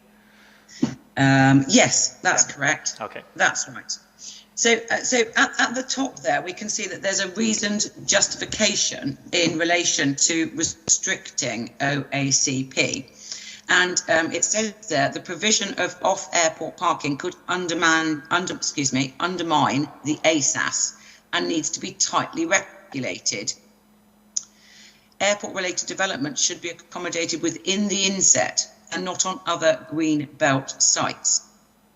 So when we were back in 2007, there was discussion of the two, and they are intrinsically linked, aren't they? So, sorry, what are intrinsically linked? Oh, I'm so sorry. I'm 2 steps ahead of my own question. The airport and its need for airport car parking and its ASAS, the way in which it manages its need for airport car parking, is inextricably linked with off-airport car parking, isn't it? The ASAS is linked to the airport's provision of car parking as part of a wider package of sustainable transport measures. I think the risk with off-airport parking is that it doesn't contribute to the ASAS, and I think that's the important relationship here in this context. Thank you. I'm glad we agree on that. So in relation to the ASAS is linked to BAL's operations, isn't it? And how they manage their operations. Yes. And the impacts of its operations beyond the airport site as well. Okay. And in terms of the impacts beyond the airport site, what would they be? So in relation to the ASAS. So impacts in terms of public transport mode share, in terms of impacts on the highway network, the elements you would expect to find in an ASAS. Okay. And does the ASAS deal with, anywhere, does it deal with the potential for other provision of airport car parking other than within BAL site? As far as I'm aware, and I haven't got it to hand, the current ASAS doesn't, but BAL is proposing, as we've heard about already today, a monitor and manage approach to the provision of car parking that doesn't preclude suitable park and ride sites from coming forward in the future. I'll come to the monitor and manage approach. So effectively, there's nothing in the ASAS at the moment, is there? As far as I'm aware, not at the moment in terms of off-site provision. And has anybody seen the draft ASAS that you intend to bring forward within the next 6 months? There isn't a draft ASAS at this point in time. However, it's that the ASAS will comprise of the measures that make up the Section 106 agreement. That will effectively, forms the obligations and measures that will comprise the ASAS. So it's only logical that the ASAS comes forward once the Section 106 and or the unilateral undertakings once they're agreed. And so the surface access strategy would have to be approved by or developed in liaison with the Transport Forum and the steering group as well. I'm sorry, by whom? By the Transport Forum. And who is that? So that's the Transport Forum that the airport operates, which comprises a wide membership, including the council and other local representatives as well. So there's a Transport Forum, they're a decision-making body run by the airport. They would contribute to the ASAS and would trying to understand. And then would monitor the ASAS's implementation, but there would also be a steering group as well, and that's set out in the Section 106 agreement that there would be the formation of a steering group to guide the implementation of the ASAS. And what do we envisage the steering group being made up of? I can't remember the wording. I'd have to go and check, but it would be the airport and a representative of the council as well, and I would imagine a representative from the Transport Forum. Okay, so and this is what's happened with the, sorry, just to add, this is the current arrangement with the ASAS at the moment, and I think from memory it's what government recommends in the APF in terms of airport surface access strategies. Okay. And so in relation to the existing ASAS, we've got an existing ASAS. It's out of date, but we have one. Yes. we have an existing ASAS. It doesn't mention off-site airport car parking. And for the future, we are going to develop a new ASAS, but it's going to be a BAL document. That's correct? Yes, it will be a Bristol Airport document. And it is supposed to take into consideration other alternative measures such as park and ride. There will be a monitor and manage approach, and that will monitor any park and ride proposals that come forward. Who will monitor any park and ride proposals that come forward? That will be the airport, and that monitoring. The detail of the condition needs to be worked up, but that I would imagine that monitoring report would be submitted to the council. So the airport, whose stated aim is to reduce off-airport car parking, regardless of whether it's lawful, unofficial, official, or any of those other factors. That's their stated aim. They want to reduce OACP. Yeah, we've had that throughout. I don't mean to cut across you. I don't think they've made that distinction. I think there is a definition that was at least partly agreed in the statement of common ground, and I think the airport does recognise that there are some of those unofficial car parks do operate under the 28-day permitted development right rule. But there are a large number that operate without the benefit of any planning permission. On what basis do you say that, Mr. Melling? Because I don't see any evidence at all about the percentage of OACP that operate lawfully or unlawfully in any of the evidence put forward. Where's that come from? It's just experience of the airport, and but there's no evidence on the split. I think you discussed this with Mr. Witchells, but there's nothing in terms of the split between the two. But we do know, because I mean there's the enforcement actions of the council tell us that there are some that operate without planning permission.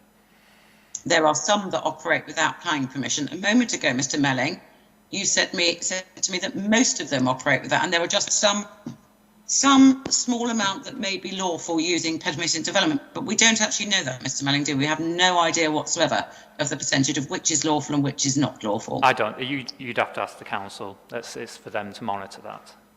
Okay. So coming back now to your monitor and manage approach, you don't know what your baseline is. You don't know how many of those operators out there are lawful. Sorry, just to stop you there, we don't know the baseline. We do have an estimate of the number of unofficial sites, and that includes those sites without the express benefit of planning permission. That figure is included in our parking demand study and parking demand study update. And that's been increasing year on year. If we look to 24 to 30, I think on one of the tables in your proof, it shows an increase to the point by 2030 there'll be a need for 4,200 OACP spaces, or am I reading that wrong? If I could just intervene for a moment, we haven't mentioned the words greenbelt for a while, if at all. Sir, We're that's- very much going back over the ground that we have covered with other witnesses, and rest assured we do understand the point that you're making on behalf of your client, but this session relates to the Greenbelt. Okay, sir, thank you very much. I will redirect my questions. Let me just take 2 seconds to consider where I will restart from.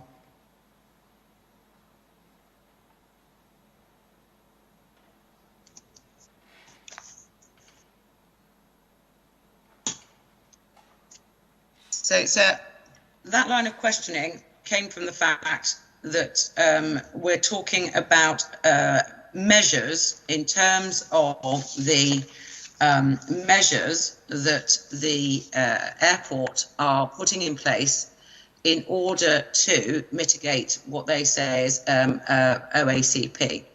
Mr. Melling, we were talking about under provision. That's where this whole discussion started.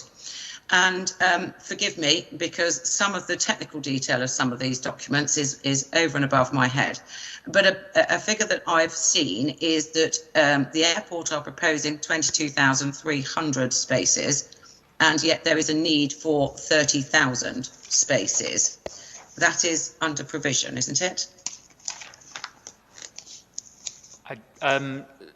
What I think you're referring to, yes, so there's the parking demand study update has identified a need for 22,200 spaces, and that assumes that there will be roughly the same market share of unauthorised off-site providers. Now, obviously, the airport is hopeful that the measures and expects that the measures in the Section 106 agreement will help to reduce those off-site providers and the associated impacts on the local environment and communities.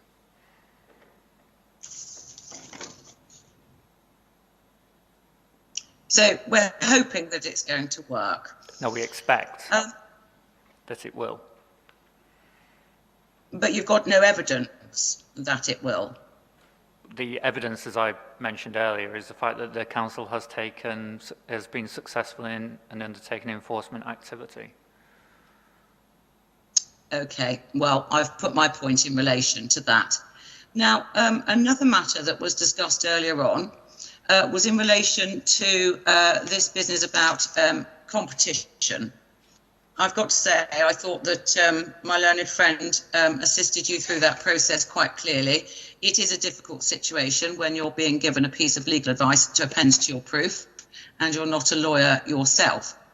But I think that we were agreed that there would need to be an imposition of some form of restrictive agreement or condition by the council in relation to pricing in order for that competition law advice to be in any way relevant.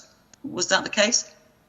I don't think I agreed that. I said that I'm not a competition law expert. I'm not a lawyer.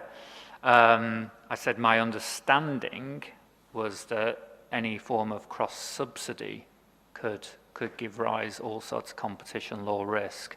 However, I did say that I'm not a competition law expert, but that the advice the airport's received is appended to my rebuttal. Okay, and I think, as was put to you, you don't have any evidence whatsoever in relation to this point on cross-subsidy. There's nothing in any of the evidence at all, is there? The evidence is what is before the inspectors in Appendix B to my rebuttal proof of evidence. Okay. One of the points that was put to you in relation to that was that you had no evidence in relation to if there's no space available in terms of the under provision measures again, then there would be, you said, I think there's a need for balance. You've got to strike the right balance between capacity on site and increasing other mode shares. Having that in mind, do you not think it would be more appropriate if the airport were to consider to reduce their fees in order to more effectively compete with the OACP operators?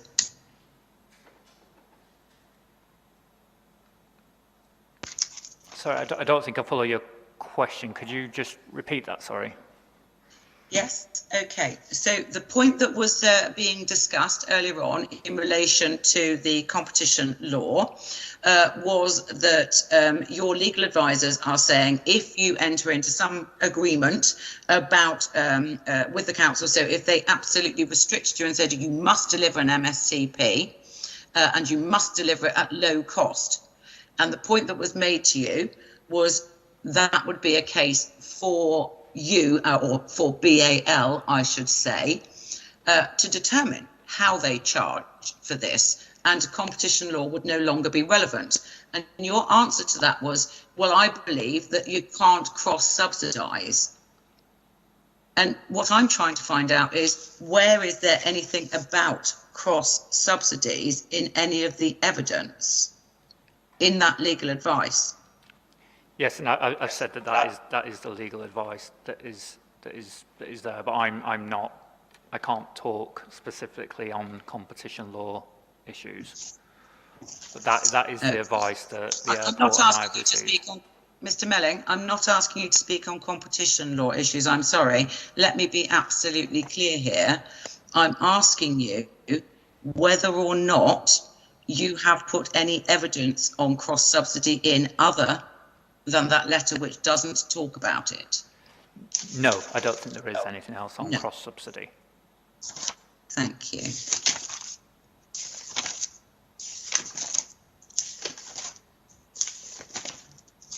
Bear with me, I'm sorry it's going to be a bit jagged because I'm mindful of avoiding the issues that the inspectors have already heard sufficient from.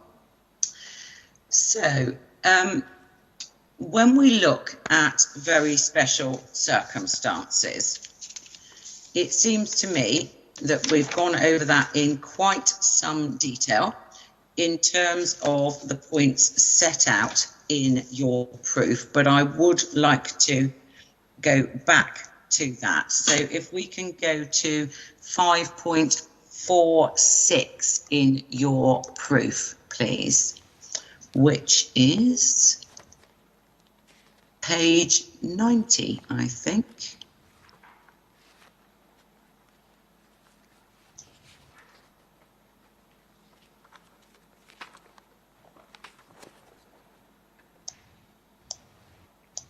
Yes, I've got that. Okay. And here we're talking about, paragraph 5.46, the parking demand study and the update in relation to the parking demand study. And you talked a little bit about the long list of sites that you'd looked at in terms of the long list, the short list, etc.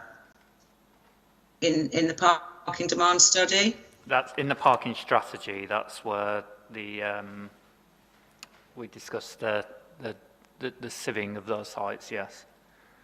So can we just go to that document? Sorry to drag you around a little bit, but so that's 2.12, I think, isn't it?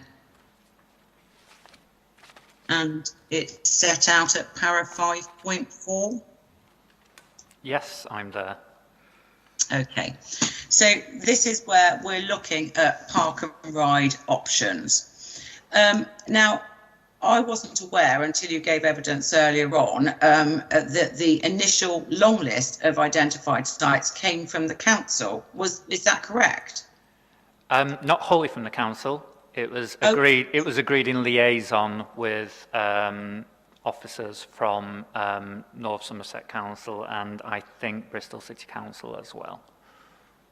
So there was an exercise where the airport went to both sets of councils and asked them to identify a long list of sites. That is my understanding. I wasn't the author of this document, but that is my understanding. And is any of that evidence before us today?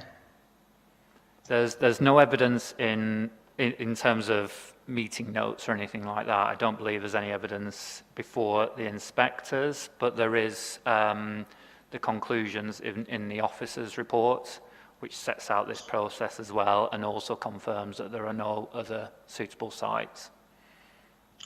I appreciate what it says in the officer's report. To a certain extent, whilst we're in this inquiry, we need to simply move away from the officer's report because you've subsequently been refused contrary to that officer's report. So what we're here for at the moment is looking at the decision that has been made and how we take that forward in an appropriate manner. Well, with respect, sorry, I disagree on this point. I think the officer's conclusions in terms of whether or not there are other strategic park and ride locations are very much relevant, especially as I think there is no evidence from the council that they disagree with the position that was taken in the officer's report. So I think actually, particularly in this instance, I think the officer's report is still relevant. So I think we do need to have that in mind as well. I'm not saying it's irrelevant. I'm simply saying that they didn't notice the site that I've subsequently come forward with, and accordingly I need to question where that long list came from upon which you rely. And so in relation to that long list, I have asked both Bristol City Council and North Somerset Council under Freedom of Information Act to provide me with details of any sites which they had approached in relation to this.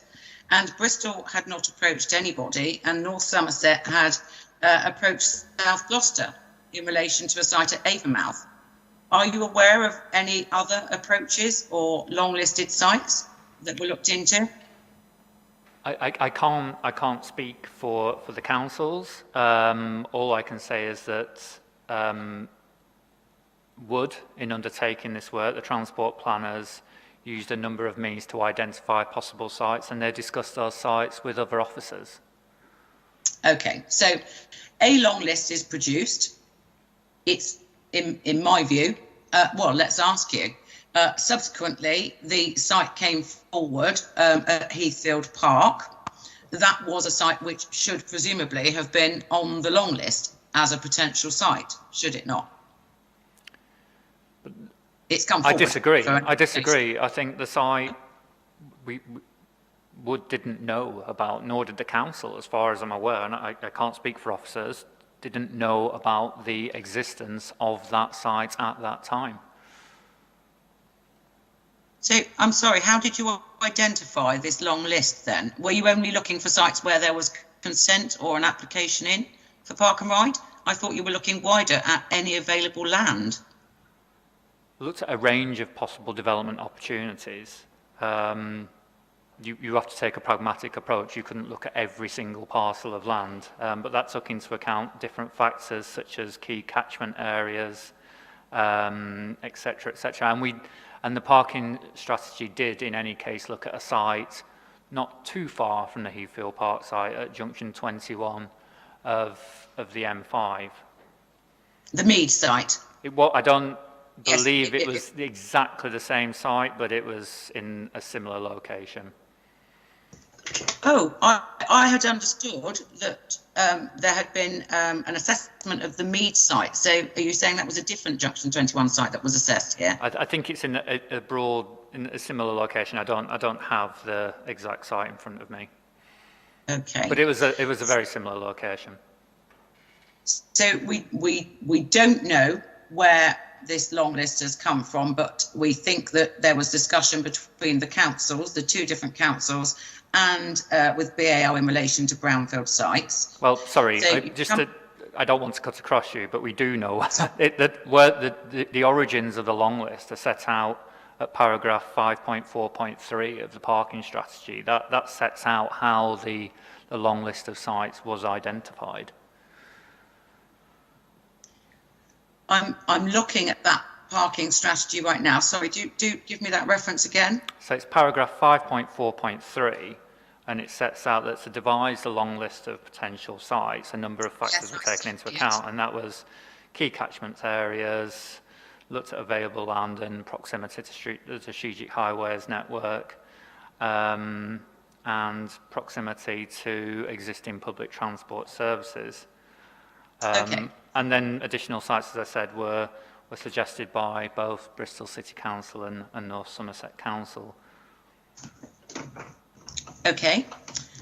So in relation to those three factors, have you applied those factors to the Heathfield Park?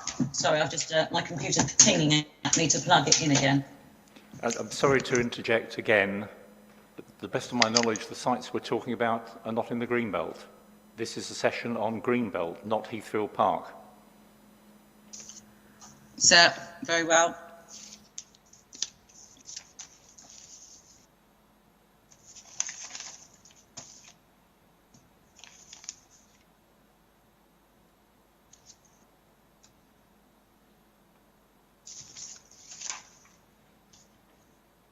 In which case, let's go back to your proof of evidence at 5.4.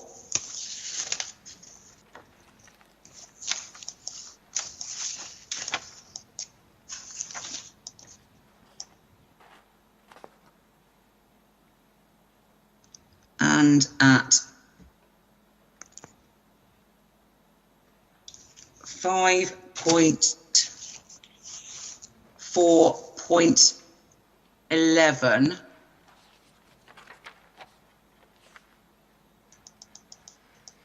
this is part of your Greenbelt assessment. So we're looking at alternatives to the proposals. So we're looking at if we can't, if we should be looking at alternatives, we should look off-site. We should look at the inset first, then look off-site, then look at contiguous land, etc.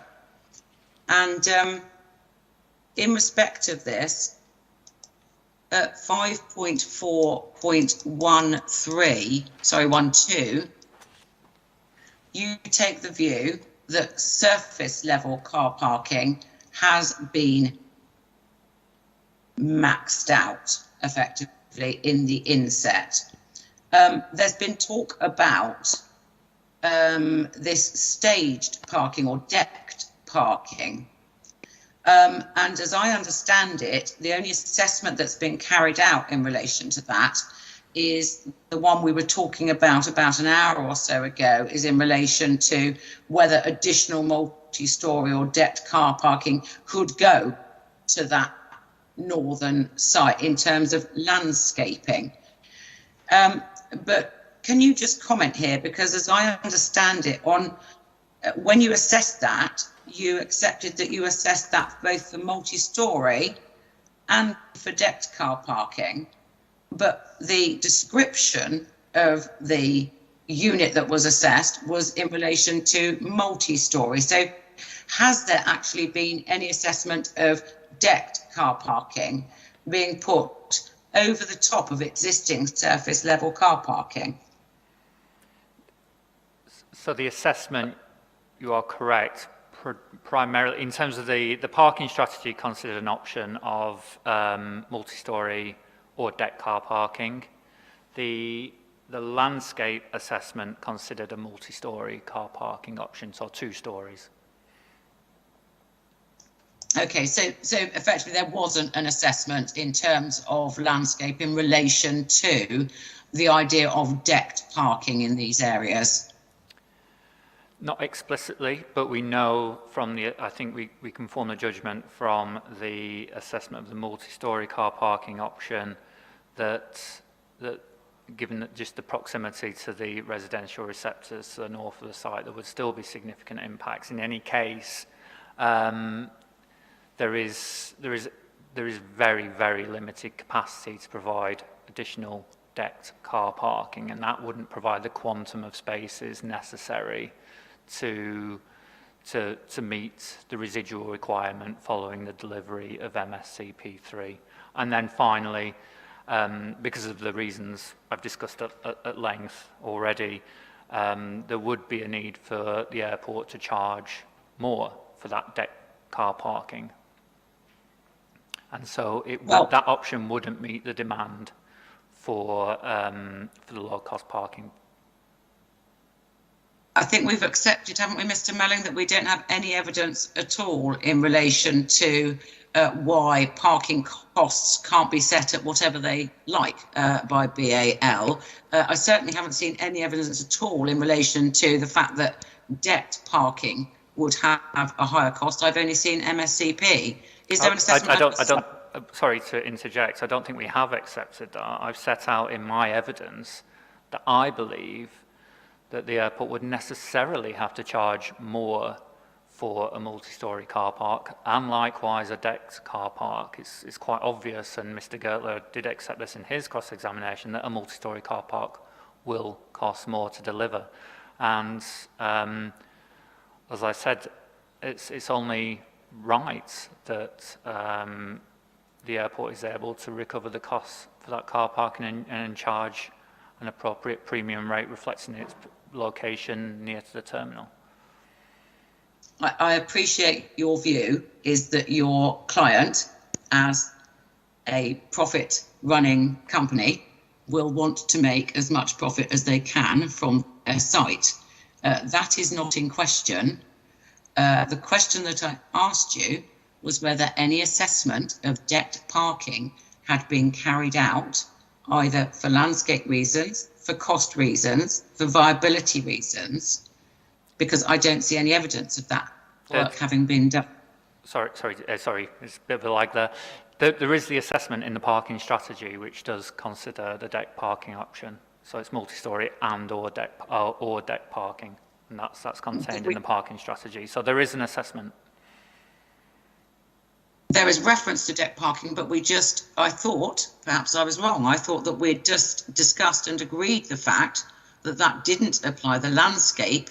So what you're saying is we can't look at a decked and multi-storey car park because of the landscape impact, but the landscape impact only looked at multi-storey car park. So you've not assessed that, have you, in terms of decked car parking? We took that into account in the parking strategy, but the comparative assessment contained in my rebuttal proof of evidence considered a two-storey option. And did that look at the landscape impact of a two-storey option? Yes, it came to the conclusion that that option would have significant impacts on residential receptors along the downside road. Right, okay. Yeah, we've been through that at some length, I think, this morning. I think I will leave that issue. So I think what we'll move on to is the next section, which is your 5.4.16, which is talking about OACP. Well, again, it's talking about unauthorised off-site car parking. And I think this is where you drew your definition from earlier on, your footnote 103. Yeah, well, broadly, I take the definition from the statement of common ground, but it is it's broadly the same. Okay. And so we know that that definition is incorrect because you don't know the numbers involved, do you? So the definition isn't correct. But anyway, we are then moving on to unauthorised off-site car parking. Now, as I see it, unauthorised off-site car parking is any car parking not on the BAL site. That's correct, isn't it? Yes, in terms of the term that is used here, that's unofficial car parking, yes. Okay, so any car parking other than BAL is a serious issue that causes harm to the greenbelt. Where's your evidence? The unauthorised sites that operate without express permission, that's what we're talking about here, and we say that they do cause harm to the greenbelt, yes. And what evidence have you got of that harm? Well, which sites? There's the enforcement action that has been taken by the council. We've heard from residents during the course of this inquiry about the harm that those sites cause, both to the greenbelt, but also in terms of the adverse effects on the amenity of local communities and the environment. And what assessment have you produced to demonstrate the adverse effects of this? We haven't undertaken an assessment per se. I don't know why there would be a need for the airport to undertake such an assessment. Well, I suppose, Mr. Melling, it's because on the one hand, you are repeatedly saying that any car parking off-site is a serious issue. You say it here at 5.4.16, and we've just looked at the definition, and you are effectively saying that any off-airport car parking within the greenbelt is a serious issue. Now, that includes several lawful hotels with their car parking, etc. And what I understand is that you don't know the distinction. You don't know how many of those are lawful or unlawful. You've put them all together. And the same in relation to consideration of amenity of local communities. As I understand it, you've not broken down the range of various issues that have caused these adverse effects on the local community, but you are relying on them to continuously say that any car parking other than BAL is unacceptable. I don't think we're saying it's unacceptable. We're saying the unauthorised parking, it's clear in the definition there at footnote 103 that some of that parking is unauthorised, so it operates without the benefit of any planning permission, and that is resulting in adverse impacts on local communities and the environment. And that is an accepted position of the council, and we've heard from residents on this matter as well. So I agree with you that the parking demand study and the parking demand study update doesn't provide the quantum of unofficial or unauthorised parking. It takes that into account, and I don't see why there's a need to. It takes that into account in providing the capacity limit to be provided on the airport site. So I don't see how it's relevant to the quantum of parking to be provided on site. Oh, I see. Okay, let me help you with that. So my concern, I think I started this discussion by talking about the monitor and manage approach. And at the moment, the airport has no ASAS that includes any form of off-airport car parking. The airport doesn't consider off-airport car parking as anything but unauthorised. They've not assessed what is or so what I think, isn't. If I may just interrupt, and I've really tried to be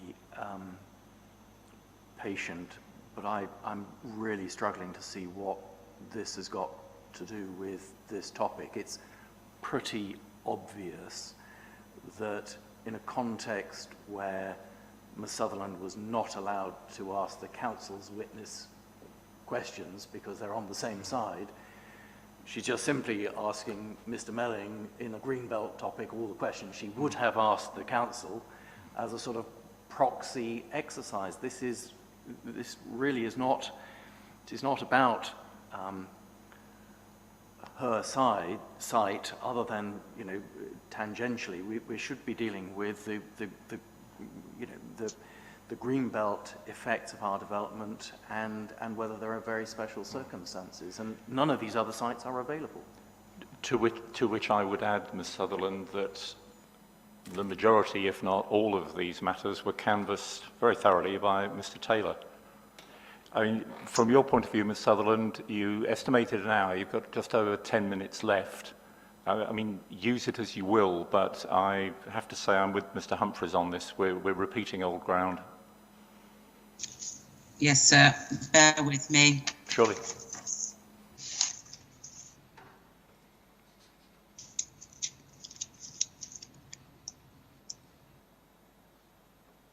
So, in relation to Greenbelt, you've considered your hierarchical options, and one of those was to consider that there are no alternative sites readily available. In relation to not being readily available, what do you consider that means? It's a site that is suitable and can be readily developed. I think in terms of the monitor and manager approach, the airport would look at any planning approvals that may have come forward for a park and ride facility, and that would be taken into account. Okay, so in terms of that, it's going to be when sites come forward for an application that they can then be considered by your monitor and manage team within the airport. Is that correct? I think we'd discuss it with the council at that time, and we'd monitor the progress of that planning application. I would imagine that's how it will work. And in respect of timing, because I appreciate the monitor and manage approach is going to be set out in the future ASAPs that we're waiting for. Is there any intention, timing-wise, to say, for example, include an annual review of the availability of airport park and ride sites? I can't, without going there, I can't remember the wording exactly that is currently proposed, so I'd have to go back and check that. If you bear with me a second, I can do that. Thank you.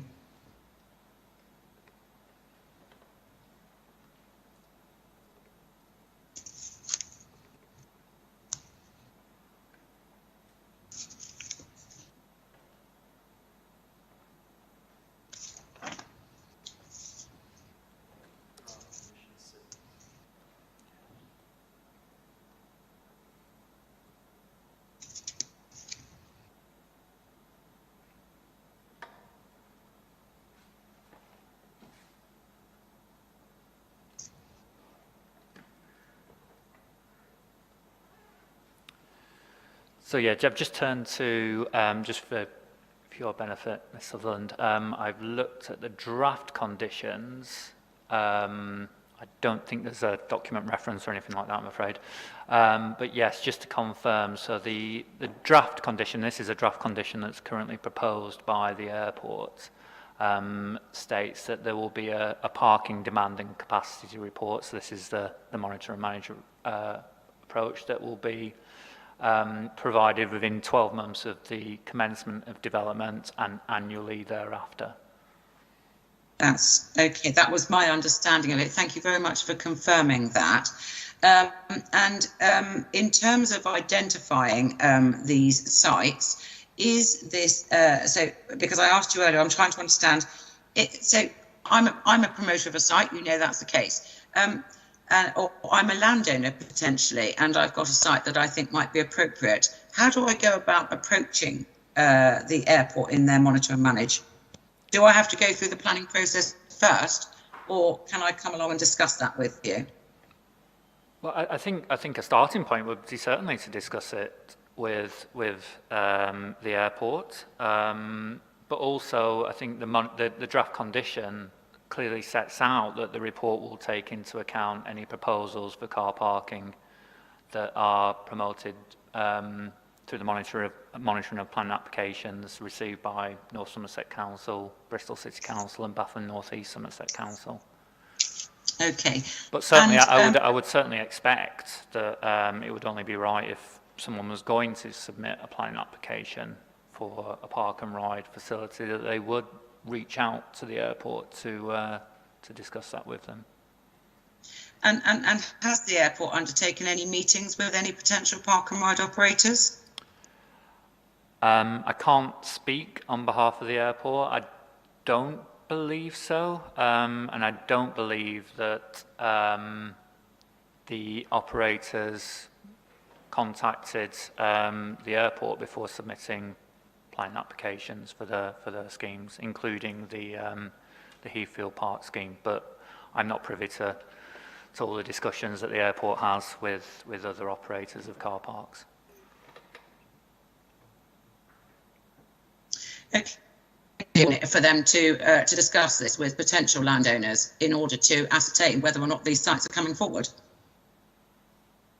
I'd say it's the other way. I think a landowner with an interest would come forward and and contact the airport. I don't think the airport would contact every landowner in the area. It just wouldn't be proportionate or reasonable. I absolutely take your point.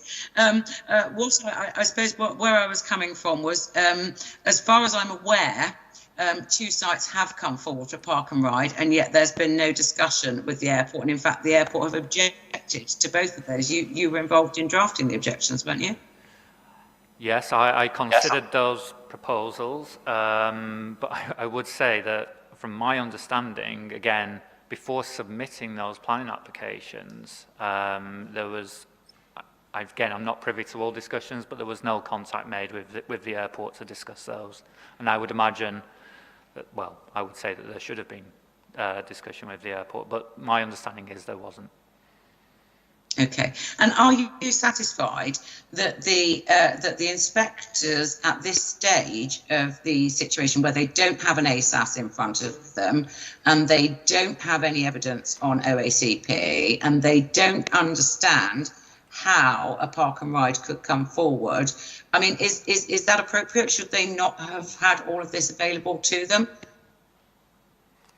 Well, I disagree with your points. I think there is evidence in terms of off-site provision that's set out in the parking demand study and the parking demand study update. It's made an allowance for that. Yes, there isn't a draft ASAS. However, the airport have been very clear in setting out what it intends to do to meet its stretching public transport mode share target. The main requirements that will ultimately form an ASAS were set out in the heads of terms with the planning application, were subsequently agreed with officers and are now part of ongoing discussions with North Somerset Council officers as the Section 106 is being drafted. Okay, and in relation to the ASAS, because it is going to govern all airport parking, how would an off-site park and ride contribute to an ASAS of that sort? I don't know off the top of my head, I'm not an expert on this, but I would imagine that they would the airport needs to make financial contributions to promote public transport, and I would imagine that an operator would have to make some sort of similar provision for public transport or a contribution to public transport. I'm sorry to interrupt yet again. We are way off Greenbelt. We're now on to contributions from a hypothetical off-site operator in a hypothetical future scenario inside or outside the Greenbelt. You've only got a couple of minutes left, Ms. Sutherland. Have you got any Greenbelt questions, the implications of this proposal on the Greenbelt? Sir, I appreciate that a lot of my discussion has to go to this, but it is all in relation to the Greenbelt, because we are talking about the sequential testing process. Sorry to interrupt. It may be from your point of view. We're talking about the sequential... Oh, sorry. No, please carry on. My view, and apologies if I appear to have laboured this point somewhat, is that there has been significant documents put forward by the airport in relation to the very special circumstances and the review of alternative sites. And so whilst I don't seek to sit here and simply promote my site, I'm trying carefully to refer to park and ride as a concept. I do think that it's relevant to look at park and ride, how it could be delivered, and whether it should be forming part of the consideration at this stage, instead of being put off until after a consent has been granted to an ASAS that may or may not appear in the future. And so I'm very concerned, sir, to make sure that I'm not boring you with issues on transport, but that is the link. And I suppose the only other point to make in respect of that would be that throughout Mr. Melling's proof, he has mentioned the fact that there would be no impact on the Greenbelt in terms of visual impact. And yet every single comparator site brought forward for airport car parking in the Greenbelt has held to be in breach of the requirement, because there will be a significant adverse effect arising from block parking. So perhaps, Mr. Melling, can you explain to me why you don't think that the airport block parking will not have that significant effect when every other block parking, car parking site serving the airport in the Greenbelt does? I've set out my reasons on why consider that the impact of this development will be limited in terms of harm to the greenbelt. I can't say that other developments would cause significant harm to the greenbelt. They would also cause harm. They do cause harm, but we also know it's not just about impacts on the greenbelt. It's about impacts on local communities and the environment, and it's about impacts on the delivery of the airport's ASAS objectives and public transport mode share targets. So it's wider than just impacts on the greenbelt. I appreciate that, but we are now it's me that's bringing you back to the greenbelt, Mr. Melling. Here we go. We're the other way round now. So the question that I asked you is, you're aware of planning consistency in decision making. You're a professional witness for planning, where there have been a number of decisions, some of which you have referred to yourself and brought into evidence yourself, where inspectors have consistently held that there is a significant adverse impact on the openness of greenbelt, whether the sites are visible or not. How can you conclude otherwise with your site? That was the specific question.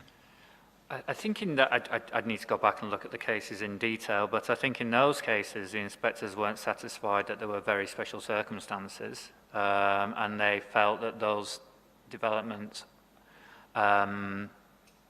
would, again, undermine BAL's ASAS. They said that there was harm to the greenbelt for those, and we're not saying that there won't be harm to the greenbelt in this instance. And we have proposed mitigation to limit that harm. I can't speak for the landscape and visual impacts of every single development that's come forward. No, I appreciate that, and everything is site specific. But I'll ask you again, in terms of consistency, where every inspector has considered that block parking, whether it is visible or not, has a significant adverse impact, why do you categorise yours as only having a low impact? 2 points. I don't know if the inspectors in those cases have concluded in all cases that impacts are significant. And secondly, you can't compare like for like. You have to look at the context. You have to look at the fact that the parking we're proposing is adjacent, the Silver Zone extension is adjacent to an existing car park and includes significant, in my view, mitigation measures to reduce the harm to the openness of the greenbelt.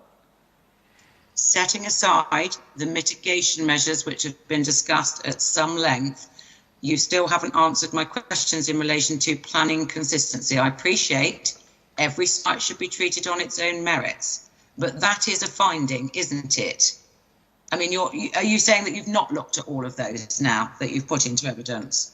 I haven't looked at every single decision that's been made. I'd need to go back and have a look at what the specific conclusions were. But I think my point still stands that you can't just take one site from another in terms of impacts on openness. You have to consider the wider context. I appreciate that. And our assessment, which has been informed by a qualified landscape architect, has confirmed that there would be limited harm to the greenbelt. Okay, thank you very much, Mr. Melling. Thank you.